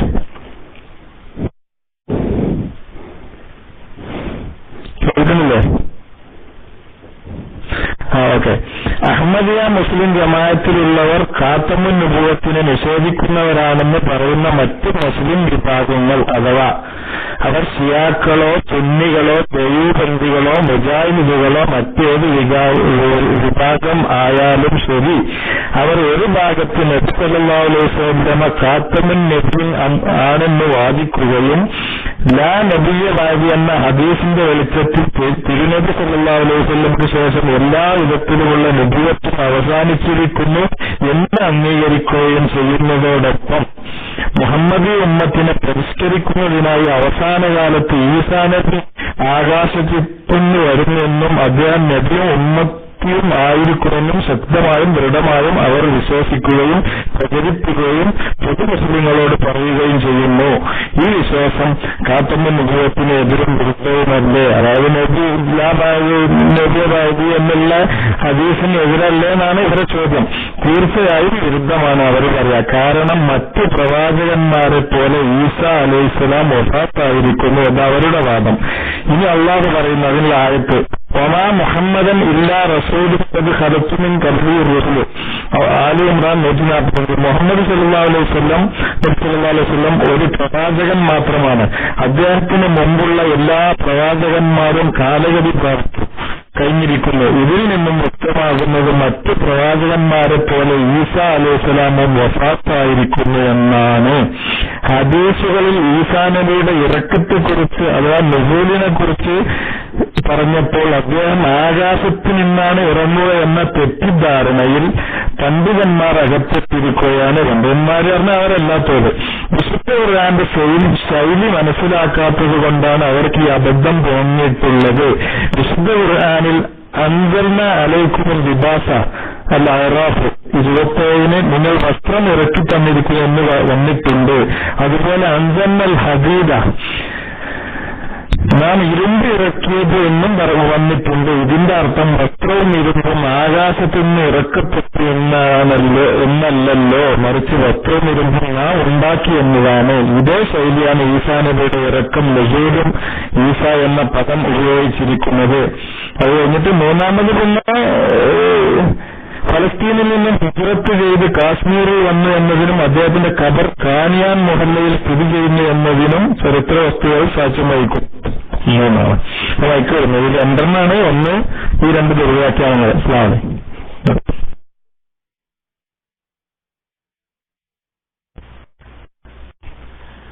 ഇത് സാധാരണ ഖാദിയാനികൾ വിതരണം ചെയ്യാറുള്ള ഒരു ലഘുലേഖയാണ്.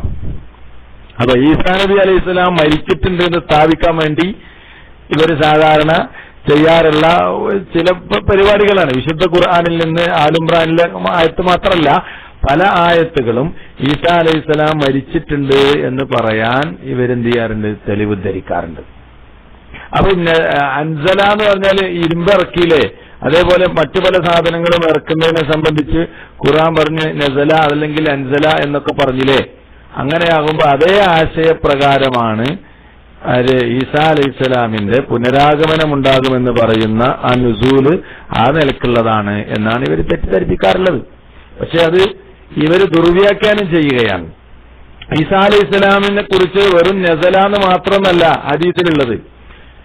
ആദ്യം നമ്മൾ മനസ്സിലാക്കേണ്ട സംഗതി ഈസാ അലൈഹിസ്സലാം ആകാശത്തുനിന്നാ വരിക എന്നുള്ളത് ഇവരുടെ മീർസ തന്നെ ഒരു കാലത്ത് പറഞ്ഞിട്ടുണ്ട്. അദ്ദേഹത്തിന്റെ പുസ്തകത്തിൽ തന്നെ വളരെ കൃത്യമായി അദ്ദേഹം പറഞ്ഞിട്ടുണ്ട്. സാധാരണ ഞാൻ ഇവരുടെ പ്രസംഗങ്ങളിൽ ഖണ്ഡനം നടത്തുന്ന സമയത്ത് പറയാറുണ്ട് ഈസാ നബി അലൈഹിസ്സലാം ആകാശത്തുനിന്നാ വരികയാണ്. അപ്പൊ ഹദീസിനെ നിഷേധിച്ചിട്ട് പറയുക ഹദീസിൽ എവിടെ ഈസാ നബി ആകാശത്തുനിന്നില്ല. അപ്പൊ ഞാൻ മീർസ ഗുലാം അഹമ്മദ് ഖാദിയാനിയുടെ പുസ്തകം ഉദ്ധരിച്ചിട്ട് നിങ്ങളുടെ മീർസ പറയുന്നു ഈസ ആകാശത്തുനിന്നാ വരിക എന്ന് പറഞ്ഞതോടുകൂടെ പിന്നെ നസലിയില്ല, അൻസലിയില്ല, ഇറക്കലുമില്ല, ഒന്നുമില്ല. ആ വിഷയം തന്നെ സാധാരണ ഇവര് വിടാറാണ് പതിവ്. അപ്പൊ ഈസാ അലൈഹി സ്വലാമിനെ സംബന്ധിച്ച് നസല അതല്ലെങ്കിൽ നുസൂല് എന്ന് പറഞ്ഞു. ആ പറഞ്ഞ പ്രയോഗത്തിൽ നിന്ന് ഭൂമിയിൽ നിന്നുണ്ടാകുന്നതിനെ സംബന്ധിച്ചാണ് ആ പറയുന്നത്, അതല്ലാതെ ആകാശത്തുനിന്നല്ല എന്ന് ഖാദിയാനികൾ പറയെങ്ങനെ? അതെങ്ങനെ പറയാ? അത് കടുത്ത ദുർവ്യാഖ്യാനല്ലേ? വെറും നസലാന്ന് മാത്രമല്ലല്ലോ പറഞ്ഞത്. എങ്ങനെയാണ് ഇറങ്ങുക, എവിടെയാണ് ഇറങ്ങുക, ആ ഇറക്കത്തിന്റെ രൂപം എങ്ങനെയായിരിക്കും, മലക്കുകളുടെ ചുമലിൽ കൈവച്ചിട്ടായിരിക്കും ഇറങ്ങുന്നത്, അതിന്റെ ഓരോ വിശദമായ വിശദീകരണങ്ങളും കൃത്യമായി പറഞ്ഞല്ലോ. ഒരു സംഗതി ആലങ്കാരികമായി ഉപയോഗിക്കെങ്ങനെ? ഒരു ഭാഷയിൽ ഒരു സംഗതി, ഒരു അറബി പദത്തിന് ഹക്കീക്കിയായ ഒരാശയുണ്ട്, അതേപോലെ തന്നെ മജാസിയായ ഒരർത്ഥം ഉണ്ടാവും. മജാസിയായ അർത്ഥം ഉണ്ടാവും, ഹക്കീക്കിയായ അർത്ഥം ഉണ്ടാവും. അതെങ്ങനെയാണ് ഹക്കീക്കിയാണോ മജാസിയാണോ എന്നെങ്ങനെയാണ് മനസ്സിലാക്കുക? അതിനൊരു കരീനത്തിന്, അതിന് ഒരു സൂചന കാണും. അത് കരീനാണ്, അത് മജാസിയാണെങ്കിൽ അതിനൊരു സൂചന കാണും. ആ സൂചന ഇല്ലെങ്കിൽ അത് ഹക്കീക്കിയായിട്ട് തന്നെയാണ് മനസ്സിലാക്കേണ്ടത്. ആ കേവലം ഒരു ഭാഷാ നിയമം പോലും മനസ്സിലാക്കാതെയാണ് ഖാദിയാനികൾ ഈ നിലക്കുള്ള തെറ്റിദ്ധാരണകൾ ഉണ്ടാക്കാറുള്ളത്.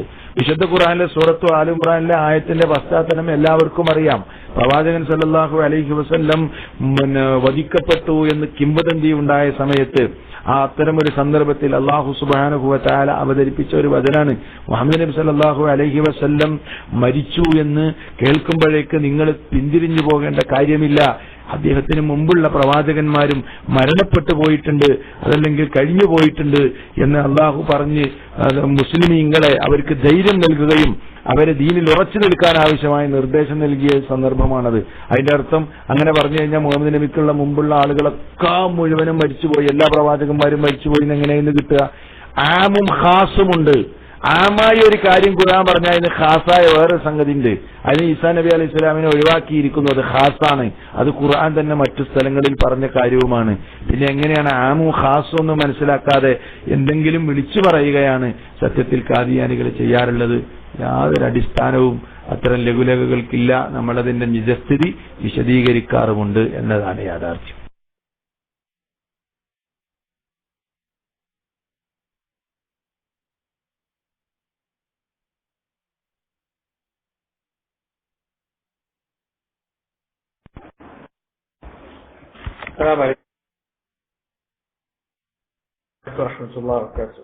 എനിക്ക് മുമ്പുള്ള സഹോദരങ്ങൾ മൈക്ക് എടുക്കാത്തത് കൊണ്ടാണ് ഞാൻ മൈക്ക് എടുത്തത്.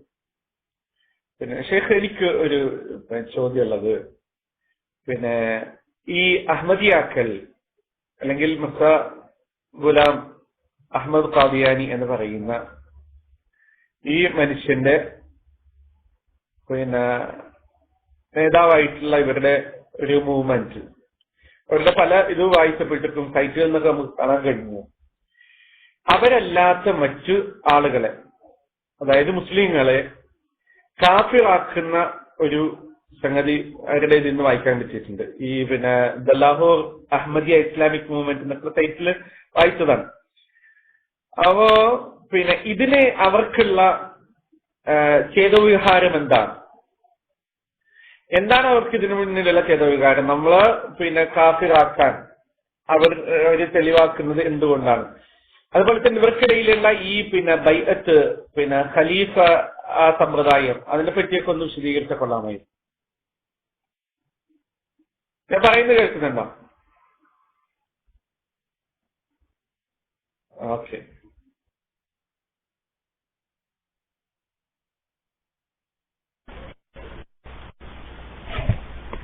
ഇവരെ വിശ്വാസപ്രകാരം മുഴുവൻ മുസ്ലിമീങ്ങളും കാഫിരീങ്ങളാണ് എന്നുള്ളതാണ്. അതിനെന്താണ് അവരുടെ അടിസ്ഥാനം? ഒരു പ്രവാചകനെ നമ്മൾ നിഷേധിച്ചിരിക്കുന്നു എന്നാണ്. ഒരു പ്രവാചകനെ നിഷേധിച്ചു കഴിഞ്ഞാൽ മുഴുവൻ പ്രവാചകന്മാരെയും നിഷേധിച്ച ഹുക്കുമാണ്. അതുകൊണ്ട് നമ്മളെല്ലാവരും തനിച്ച കാഫിരീങ്ങളായിട്ടാണ് ഖാദിയാനികൾ പലപ്പോഴും കാണാറുള്ളത്. അല്ലെങ്കിൽ അവരുടെ വിശ്വാസം അങ്ങനെയാണ്. അതിനുള്ള ചേതോവികാരം ഇതന്നെയാണ്. നമ്മൾ പ്രവാചകനെ നിഷേധിച്ചു എന്നതാണ്. അതേപോലെ ഇവരെ സിസ്റ്റം എന്ന് പറഞ്ഞാൽ ഒരു കേഡർ സ്വഭാവത്തിലുള്ള സിസ്റ്റാണ് ശരിക്കും കാദിയാനികൾക്കുള്ളത്. മനസ്സിലായോ? കാദിയാനികളിൽ തന്നെ ഒരുപാട് വിഭാഗങ്ങളുണ്ട്. ഇപ്പൊ എന്നും കാദിയാനികൾ പൊട്ടിപ്പിളർന്ന് ആഗോള ഖലീഫ ഞങ്ങൾക്ക് മാത്രമുള്ളത്, ഞങ്ങളുടെ ആഗോളമായ ലോകത്തെ എല്ലാ രാജ്യങ്ങളിലും ഞങ്ങളുണ്ട്, അങ്ങനെയാണ് ഇങ്ങനെയാണെന്ന് വീമ്പളക്കണ കാദിയാനികള് ഒരുപാട് വിഭാഗങ്ങളുണ്ട്, ഉൾപിരിവുണ്ട് അവർക്ക്. കണ്ണൂരിൽ ഒരു ഡോക്ടറുണ്ട്, മുമ്പ് ഇവരെ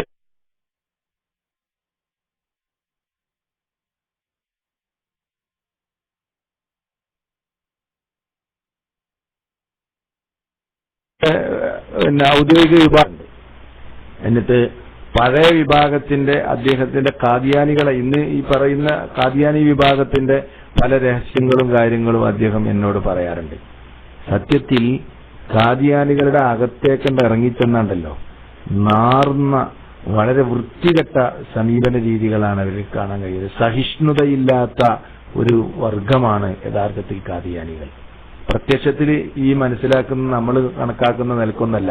മുസ്ലിം സമുദായത്തെ അങ്ങേയറ്റം വെറുക്കുകയും ശരിക്ക് ഒരു ജൂത പ്രൊഡക്റ്റാണ് കാദിയാനിസം. എല്ലാ പിഴച്ച കക്ഷികളും ജൂതന്റെ പ്രൊഡക്റ്റാണ്. അതുപോലെ തന്നെ ഒരു ജൂത പ്രൊഡക്റ്റ് തന്നെയാണ് കാദിയാനിസവും എന്ന് നമുക്ക് മനസ്സിലാക്കാൻ കഴിയും. ശരിക്കും എന്തെല്ലാം നിയമങ്ങളാണ് ഇതിൽ കാര്യങ്ങൾ, എന്തൊക്കെ ഇവരുടെ ബൈഅത്ത്, അതേപോലെ തന്നെ ഇവരുടെ മറ്റ് രീതികൾ, ഇവരുടെ കപ്പം, ഇവരുടെ സക്കാത്ത് രീതികൾ, അതേപോലെ ഇവരുടെ സ്വത്തിൽ നിന്നൊരു നിശ്ചിത വിഹിതം കാദിയാനിസത്തിന് വേണ്ടി എഴുതി കൊടുക്കുന്ന രീതികൾ ഒക്കെ ഇങ്ങനെ പല കേഡർ സ്വഭാവവുമുള്ള ഒരു അവസ്ഥയാണ് യഥാർത്ഥത്തിൽ കാദിയാനിസത്തിനുള്ളത്. അകത്തേക്ക് കടന്നു ചെന്ന് ഇതിൻ്റെതായ കാര്യങ്ങളൊക്കെ മനസ്സിലാക്കി തിരിച്ചു പോകുന്ന ഒരുപാട് സഹോദരങ്ങളെ നമുക്ക് കാണാൻ കഴിയും, ഇതിന്റെ യാഥാർത്ഥ്യം മനസ്സിലാക്കി മടങ്ങി വന്നവർ. പക്ഷേ യഥാർത്ഥത്തിൽ ഒരാൾ കാദിയാനി ആയിക്കഴിഞ്ഞാൽ ഇതിന്റെ മുഴുവൻ സീക്രട്ടൊന്നും അയാൾക്ക് കൊടുക്കൂല. അയാൾ അകത്തേക്ക് ഇവരുടേതായ മറ്റുള്ള മേഖലകളിലേക്കൊക്കെ ഇയാളെ കടത്തിവിടണമെങ്കിൽ കാലം കുറെ കഴിയും. ഉറച്ചു എന്ന് ഉറപ്പായെങ്കിലേ ഇവരുടെ മുഴുവൻ രഹസ്യങ്ങളും ഇവർ വെളിപ്പെടുത്തി കൊടുക്കുകയുള്ളൂ. അങ്ങനെയൊക്കെ ചില സ്വഭാവ രീതികളൊക്കെ ഇവർക്കുണ്ട്. അതൊക്കെ ഇവരുടെ പുസ്തകങ്ങൾ നമ്മൾ പരമാവധി ഇവരുടെ പുസ്തകങ്ങളും കാര്യങ്ങളൊക്കെ പരമാവധി ശേഖരിക്കുകയും എന്നിട്ട് അതിൽ നിന്ന് അതിന്റെ സത്യാവസ്ഥ സമൂഹത്തിന് മുമ്പിൽ തുറന്ന് കാണിച്ചു കൊടുക്കുകയും ചെയ്യേണ്ട ഒരു സ്ഥിതി ഉണ്ട്. പ്രത്യേകിച്ചിപ്പോ മുജാഹിദ് പ്രസ്ഥാനത്തിലുണ്ടായ ഈ പിളർപ്പ് വളരെ വ്യാപകമായ തോതിൽ മുതലെടുപ്പ് നടത്തുന്നുണ്ട് കാദിയാനികളെ പോലെ പിഴച്ച കക്ഷികളെല്ലാം എന്നൊരു തിരിച്ചറിവും കൂടെ നമുക്കുണ്ടാകണം. കണ്ണൂരിൽ നിന്നൊക്കെ പല സഹോദരന്മാരും നമ്മളെ വിളിക്കാറുണ്ട്. അതേപോലെ കോഴിക്കോട് ഭാഗത്തുനിന്ന് പല സഹോദരങ്ങളും വിളിക്കാറുണ്ട്. ഈ പിളർപ്പുമായി ബന്ധപ്പെട്ട് സാധാരണക്കാരായ ആളുകളെയൊക്കെ തെറ്റിദ്ധരിപ്പിക്കാറുണ്ട്. നിങ്ങൾ ഇസ്ലാമിന്റെ പേരും പറഞ്ഞ് നടക്കുന്നു, നിങ്ങൾ അനുദിനം വീണ്ടും വീണ്ടും പിളർന്ന് പല കക്ഷികളായി മാറുകയാണ്, അതുകൊണ്ട് ഞങ്ങളെ ജമായത്തിലേക്ക് വന്നോളി, ഞങ്ങൾ ആഗോളതലത്തിലുള്ള ജമായത്താണ്, ഞങ്ങൾക്ക് ഒരേ ഒരു ഖലീഫയുള്ളൂ, ആ ഖലീഫ അവിടുന്ന് ഖുത്തുബ നടത്തുമ്പോൾ വെള്ളിയാഴ്ച ഞങ്ങൾ പള്ളിയിലിരുന്ന് TV കണ്ട് ഖുത്തുബ കേൾക്കുന്ന ആഗോളതലത്തിലുള്ള സംവിധാനങ്ങളാണ് ഉള്ളത് എന്നൊക്കെ ആ നിലക്കുള്ള തെറ്റിദ്ധാരണകളൊക്കെ ഉണ്ട്. അതുകൊണ്ട് കൂടുതൽ ഇതൊന്നും ചില ആളുകളൊക്കെ വിചാരിക്കും ഇതൊന്നും ഇപ്പൊ നമ്മളുമായി ബന്ധമുള്ള വിഷയങ്ങളല്ലല്ലോ, ഇതൊക്കെ ഇപ്പൊ എന്തിനാണ് നമ്മൾ ചർച്ച ചെയ്യുന്നത്, ഇതൊക്കെ എന്തിനാണ് നമ്മൾ പഠിക്കുന്നത്. ഇവരെ എപ്പോഴും അറിയും, ഒരു കാദിയാനിയുമായി സംസാരിക്കേണ്ടി വരുമ്പോ ഉത്തരം മുട്ടുന്ന സന്ദർഭത്തിലാണ് നമ്മൾ കണ്ണു തുറക്കുക. പഠിച്ചവൻ ഇത് അന്ന് മനസ്സിലാക്കിയാൽ മതിയായിരുന്നു, അതല്ലെങ്കിൽ അവനൊരു സത്യം എത്തിച്ചു കൊടുക്കേണ്ട ബാധ്യത എനിക്കുണ്ടല്ലോ, അതുകൊണ്ട് ഞാൻ ഈ വിഷയത്തെക്കുറിച്ച് അവബോധമുള്ളവനാണോ എന്ന് സ്വയം ചിന്തിക്കുന്ന ഘട്ടങ്ങൾ പലപ്പോഴും അത്. ഈ വിഷയം പഠിക്കാൻ എനിക്കും പ്രേരകമായത് ഇത്തരം പ്രതിസന്ധികളാണ് എന്നൊരു തിരിച്ചറിവ് നമുക്കുണ്ടാകണം. അങ്ങനെ ഓരോ വിഷയങ്ങളും നമ്മൾ ചർച്ച ചെയ്യണം എന്ന് ഓർമ്മപ്പെടുത്തുകയാണ്.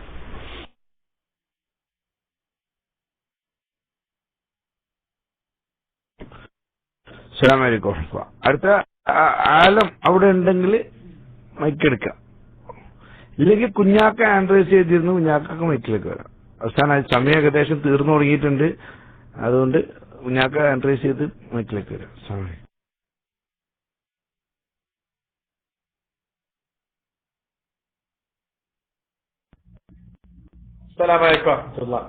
ഷേഖ്, ഞാനൊരു ചോദിച്ച ഒരു സംഗതി സംസാരിച്ചപ്പോ വിട്ടുപോയതാണെന്ന് അറിഞ്ഞില്ല. ഞാൻ ഇവരുടെ ഇടയിലുള്ള ബൈഅത്തിനെ പറ്റിയും അതേപോലെ തന്നെ ഖലീഫമാരുടെ വിഷയത്തെ പറ്റിയും, ഇവർക്കൊരു ഖലീഫമാരുണ്ടല്ലോ, അതിന്റെ രീതിയെ പറ്റിയിട്ടാണ് അറിയേണ്ടത്.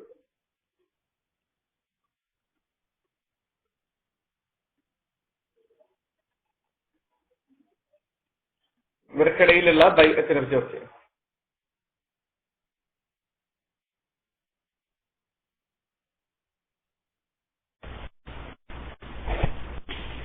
ഇവർക്കിടയിലുള്ള ബൈഅത്ത് എന്ന് പറഞ്ഞാല് അത് വലിയൊരു സംഭവമാണ്. അതായത് ഇവരുടെ ബൈഅത്ത്, ആ ബൈഅത്ത് ഇവരുടെ ഖലീഫക്ക് ബൈഅത്ത് ചെയ്തിട്ടാണ് ഇവരുടെ ജമാഅത്തിൽ നമ്മൾ കണ്ണികളായ അല്ലെങ്കിൽ ഒരാള് കണ്ണിയായിത്തീരുന്നത്.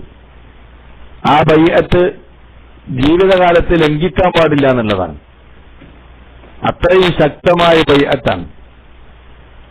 ആ ഖലീഫയെ ഞാൻ ഖലീഫയായി അംഗീകരിക്കുമെന്നും അദ്ദേഹത്തിൻ്റെതായ മുഴുവൻ ആജ്ഞകളും ഞാൻ സ്വീകരിക്കുമെന്നും അതിനെതിരെ ഒരു നിലക്കുള്ള പ്രവർത്തനവും എന്റെ ഭാഗത്തുനിന്ന് ഉണ്ടാവില്ല എന്നുള്ള നിലക്കുള്ള ഒരു അതിശക്തമായ ബൈഅത്ത് ചെയ്തിട്ടാണ് യഥാർത്ഥത്തിൽ ഖാദിയാനിസത്തിലേക്ക് ഒരാള് പോവുക. അങ്ങനെയാണ്. അതല്ലാണ്ട് നമ്മൾ സാധാരണ പ്രസ്ഥാനങ്ങളിലേക്കൊക്കെ ഞാൻ നിങ്ങളെ കൂടെ വരുന്നു, അതല്ലെങ്കിൽ ഒരു പ്രസ്ഥാനത്തിലേക്ക് നമുക്ക് എപ്പോഴും അങ്ങോട്ടും ഇങ്ങോട്ടൊക്കെ മുസ്ലിം സമുദായത്തിലെ അങ്ങനെ ഇങ്ങനെയൊക്കെ എല്ലാം ആവാമല്ലോ. പക്ഷെ ഇവരുടെ രീതി അങ്ങനെയല്ല. ഇവരുടെ ബൈഅത്ത്, ഇവരുടെ ഖലീഫത്ത് ബൈഅത്ത് ചെയ്തെങ്കിലേ ഇവരുടെ പ്രസ്ഥാനത്തിലേക്ക് നമുക്ക് കടന്നു പോകാൻ കഴിയുകയുള്ളൂ. ആ നിലക്കുള്ള ഒരുപാട് നിയമങ്ങളുണ്ട്. ഇവരുടെ ഖലീഫയുമായി ബന്ധപ്പെട്ട ഒരുപാട് കാര്യങ്ങൾ, ബൈഅത്തുമായി വിശദീകരിക്കുന്ന അതുമായി ബന്ധപ്പെട്ട ഒരുപാട് വിഷയങ്ങൾ വളരെ കൃത്യമായി അത് വിശദീകരിക്കേണ്ടതുണ്ട്. അതുമായി ബന്ധപ്പെട്ട ഒരുപാട് പുസ്തകങ്ങൾ എന്റെ കയ്യിലുണ്ട്. അവരുടെ ഖലീഫയെ പരിചയപ്പെടുത്തുന്നു, അവരുടെ ജമാഅത്തിന്റെ രീതി എങ്ങനെയാണെന്നും, അതേപോലെ ഇതുമായി ബന്ധപ്പെട്ട അതിൽ അവർ നിശ്ചയിച്ചിട്ടുള്ള ശുറൂത്തുകള്, നിബന്ധനകള്, കാര്യങ്ങള് ഒക്കെ വിശദീകരിക്കുന്ന ചെറിയ കൈപുസ്തകങ്ങൾ ധാരാളക്കണക്കിന് എന്റെ കയ്യിലുണ്ട്. അത് ഇൻഷാ അല്ലാഹ് നമുക്ക് വേണമെങ്കിൽ വീണ്ടും അവസരം പോലെ വിശദീകരിക്കാവുന്നതാണ്. ഒരുപാട് പറയേണ്ടതും വിശദീകരിക്കേണ്ടതുമായ ഒരു കാര്യമാണ് എന്ന് ഈ സന്ദർഭത്തിൽ ഓർമ്മപ്പെടുത്തുന്നു.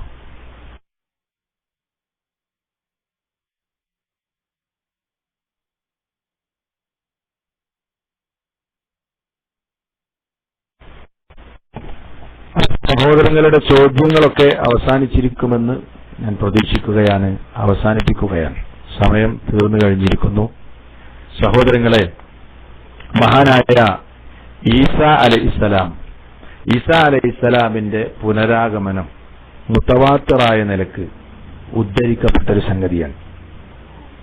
ഈസാ അലൈഹിസ്സലാമിന്റെ വരവിനെ, അത് ഈസാ അലൈഹിസ്സലാമിന്റെ വരവല്ല, യഥാർത്ഥത്തിൽ ഈസാ അലൈഹിസ്സലാം അല്ല വരുന്നത്, മറിച്ച് ഈസാ അലൈഹിസ്സലാമിന്റെ അദ്ദേഹത്തിന്റെ സ്വഭാവങ്ങളും അദ്ദേഹത്തിന്റെ ഗുണങ്ങളുമൊക്കെയുള്ള, അദ്ദേഹത്തിന്റെ ആ നിലക്കുള്ള അദ്ദേഹം ജീവിതത്തിൽ അനുവർത്തിച്ചു പോന്നിട്ടുള്ള ഗുണങ്ങളും സവിശേഷതകളുമാണ് ഈസാ അലൈഹിസ്സലാമിന്റെ വരവ് എന്നതുകൊണ്ട് ഉദ്ദേശിച്ചത് എന്ന് വിശദീകരിച്ച മുസ്ലിമീങ്ങളിൽപ്പെട്ട തന്നെ പല പണ്ഡിതന്മാരും കക്ഷികളും ഉണ്ടായിട്ടുണ്ട്. ഈജിപ്തിൽ നിന്ന് ഈ നിലക്കുള്ള ഒരു ചിന്താധാര ഇന്നും ഈജിപ്തിലെ, മിസ്റിലെ മുൻഗാമികളായ പണ്ഡിതന്മാരുടെ ഗ്രന്ഥങ്ങളിൽ അവരെഴുതി വെച്ച ആ നിലക്കുള്ള അബദ്ധങ്ങൾ നമ്മുടെ നാട്ടിലും അതങ്ങനെയാണ് എന്ന് വിശദീകരിക്കുന്ന ഒരവസ്ഥ മുസ്ലിമീങ്ങളിൽ തന്നെ നമുക്ക് കാണാൻ കഴിയും. അതുകൊണ്ട് വളരെ കൃത്യമായി അടിയുറച്ച് വിശ്വസിക്കേണ്ട ഒരു സംഗതിയാണ് ഈസാ അലൈഹിസ്സലാമിന്റെ പുനരാഗമനമുണ്ടാകുമെന്നത്. അതിനുള്ള ദലീല് ഖുർആനിലും സുന്നത്തിലുമുണ്ട് എന്ന് നമ്മൾ തിരിച്ചറിയുക. അത് യഥാർത്ഥത്തിലുള്ള ഈസാ അലൈഹിസ്സലാം തന്നെയാണ് എന്ന് പറഞ്ഞാൽ ബനൂ ഇസ്രായേൽ സന്തതികളിൽ നിയോഗിക്കപ്പെട്ട ഈസാ അലൈഹിസ്സലാം തന്നെയാണ് വരിക. അതിൽ യാതൊരു സംശയവും ഉണ്ടാകേണ്ട കാര്യമില്ല. പിന്നെ കള്ളപ്രവാചകന്മാരായി ഇനിയും ലോകത്ത് പലരും രംഗപ്രവേശനം ചെയ്യും. അത്തരം ആളുകളൊക്കെ രംഗപ്രവേശനം ചെയ്യുമ്പോൾ നമ്മുടെ ഈമാനിനെ ഭദ്രമായി സൂക്ഷിക്കാൻ നമുക്ക് കഴിയണം. പിഴച്ച കക്ഷികളിൽ നിന്ന് നമ്മൾ മാറി നിന്ന് മുൻഗാമികളായ സലഫുസ്വാലിഹീങ്ങളുടെ മൻഹജിനെ മുറുകെ പിടിച്ചുകൊണ്ട് മുന്നേറാൻ നമുക്ക് സാധിക്കണം. കൂടുതൽ നമ്മൾ പഠിക്കുക. പിഴച്ച കക്ഷികളുമായി ബന്ധപ്പെട്ട അഖീദകൾ മനസ്സിലാക്കിയെങ്കിലേ അഹ്ലുസുന്നത്തി വൽ ജമാഅത്തിന്റെ അഖീദ വേർതിരിച്ച് നമുക്ക് കൃത്യമായി മനസ്സിലാക്കാൻ കഴിയുകയുള്ളൂ. അല്ലാഹു സുബ്ഹാനഹു വ തആല ആ നിലക്ക് മൻഹജിയായ നിലക്ക് തന്നെ പഠനം നടത്തുവാനും പഠിച്ചറിഞ്ഞ കാര്യങ്ങൾ ജീവിതത്തിൽ അനുവർത്തിച്ച് അതിൽ ദൃഢ നിശ്ചയത്തോടുകൂടെ മുന്നേറാനുമുള്ള തൗഫീഖ് നമുക്ക് ഏവർക്കും നൽകി അനുഗ്രഹിക്കുമാറാവട്ടെ. അല്ലാഹു ഈ ഒത്തുചേരൽ നമ്മിൽ നിന്നൊരു സാലിഹായ കർമ്മമായി കബൂൽ ചെയ്യുമാറാകട്ടെ. ഇനിയും ഇതുപോലെയുള്ള വിഷയങ്ങൾ പഠിക്കുവാനും പഠിപ്പിക്കുവാനും അല്ലാഹു നമുക്ക് ഏവർക്കും തൗഫീഖ് നൽകി അനുഗ്രഹിക്കുമാറാവട്ടെ. MICR എന്ന ഈ ഒരു സംവിധാനം ആദർശ പ്രബോധന മേഖലയിൽ ഏറ്റവും വലിയൊരു സംവിധാനമാണ്. അല്ലാഹുവിന്റെ നിഅമത്താണ്. നമ്മുടെ വീടുകളിൽ ഇരുന്നു കൊണ്ട് തന്നെ അള്ളാഹുവിന്റെ ദീന് വളരെ കൃത്യമായി പഠിക്കാനുള്ള ഒരു അവസരമാണ്. അതുകൊണ്ട് ഇത് നമ്മൾ പരമാവധി ഉപയോഗപ്പെടുത്തുകയും ഇതിനെ സംബന്ധിച്ച് പരിചയമില്ലാത്ത ആളുകൾക്ക് പരിചയപ്പെടുത്തി ദീനിന്റെ കൃത്യമായ ആദർശങ്ങൾ അവരിലേക്ക് എത്തിക്കുവാൻ ആത്മാർത്ഥമായി നമ്മളെല്ലാവരും ശ്രമിക്കണമെന്ന് ഓർമ്മപ്പെടുത്തുകയാണ്. ഓരോ ദിവസങ്ങൾ കഴിയുന്തോറും അള്ളാഹുവിന്റെ ദീനിന്റെ മാർഗത്തിൽ ഫിത്നകൾ അധികരിച്ചു വരുന്ന ഒരു കാലഘട്ടമാണ്. അത്തരത്തിലുള്ള ഒരു അതികഠിനമായ പരീക്ഷണ കാലഘട്ടത്തിലൂടെയാണ് നമ്മൾ മുന്നേറിക്കൊണ്ടിരിക്കുന്നത്. ഇത്തരം ഒരു കാലഘട്ടത്തിൽ പലരുടെയും ആദർശവും അഖീദയും ഒക്കെ കൈമോശം വന്നുപോകാൻ സാധ്യതയുള്ള കാലഘട്ടത്തിലൂടെയാണ് നമ്മൾ മുന്നേറുന്നതെന്ന തിരിച്ചറിവ് നമുക്ക് വേണം. നിരന്തരമായി അള്ളാഹുവിനോട് നമ്മൾ പ്രാർത്ഥിക്കണം. അല്ലാഹുമ്മ ഇന്നി അഊദു ബിക മിനൽ ഫിതനി മാ ളഹറ മിൻഹാ വമാ ബത്തൻ. പ്രത്യക്ഷമായതും പരോക്ഷമായതുമായ സർവ്വ ഫിത്തനകളിൽ നിന്നും അല്ലാഹുവേ ഞങ്ങളെ നീ രക്ഷപ്പെടുത്തണമേ എന്ന് ആത്മാർത്ഥമായി നമ്മളെല്ലാവരും ദുആ ചെയ്യുക. ആ നിലക്ക് മുന്നേറുക. റബ്ബ് അനുഗ്രഹിക്കുമാറാവട്ടെ. അസ്സലാമു അലൈക്കും വറഹ്മത്തുള്ളാഹി വബറകാതുഹു.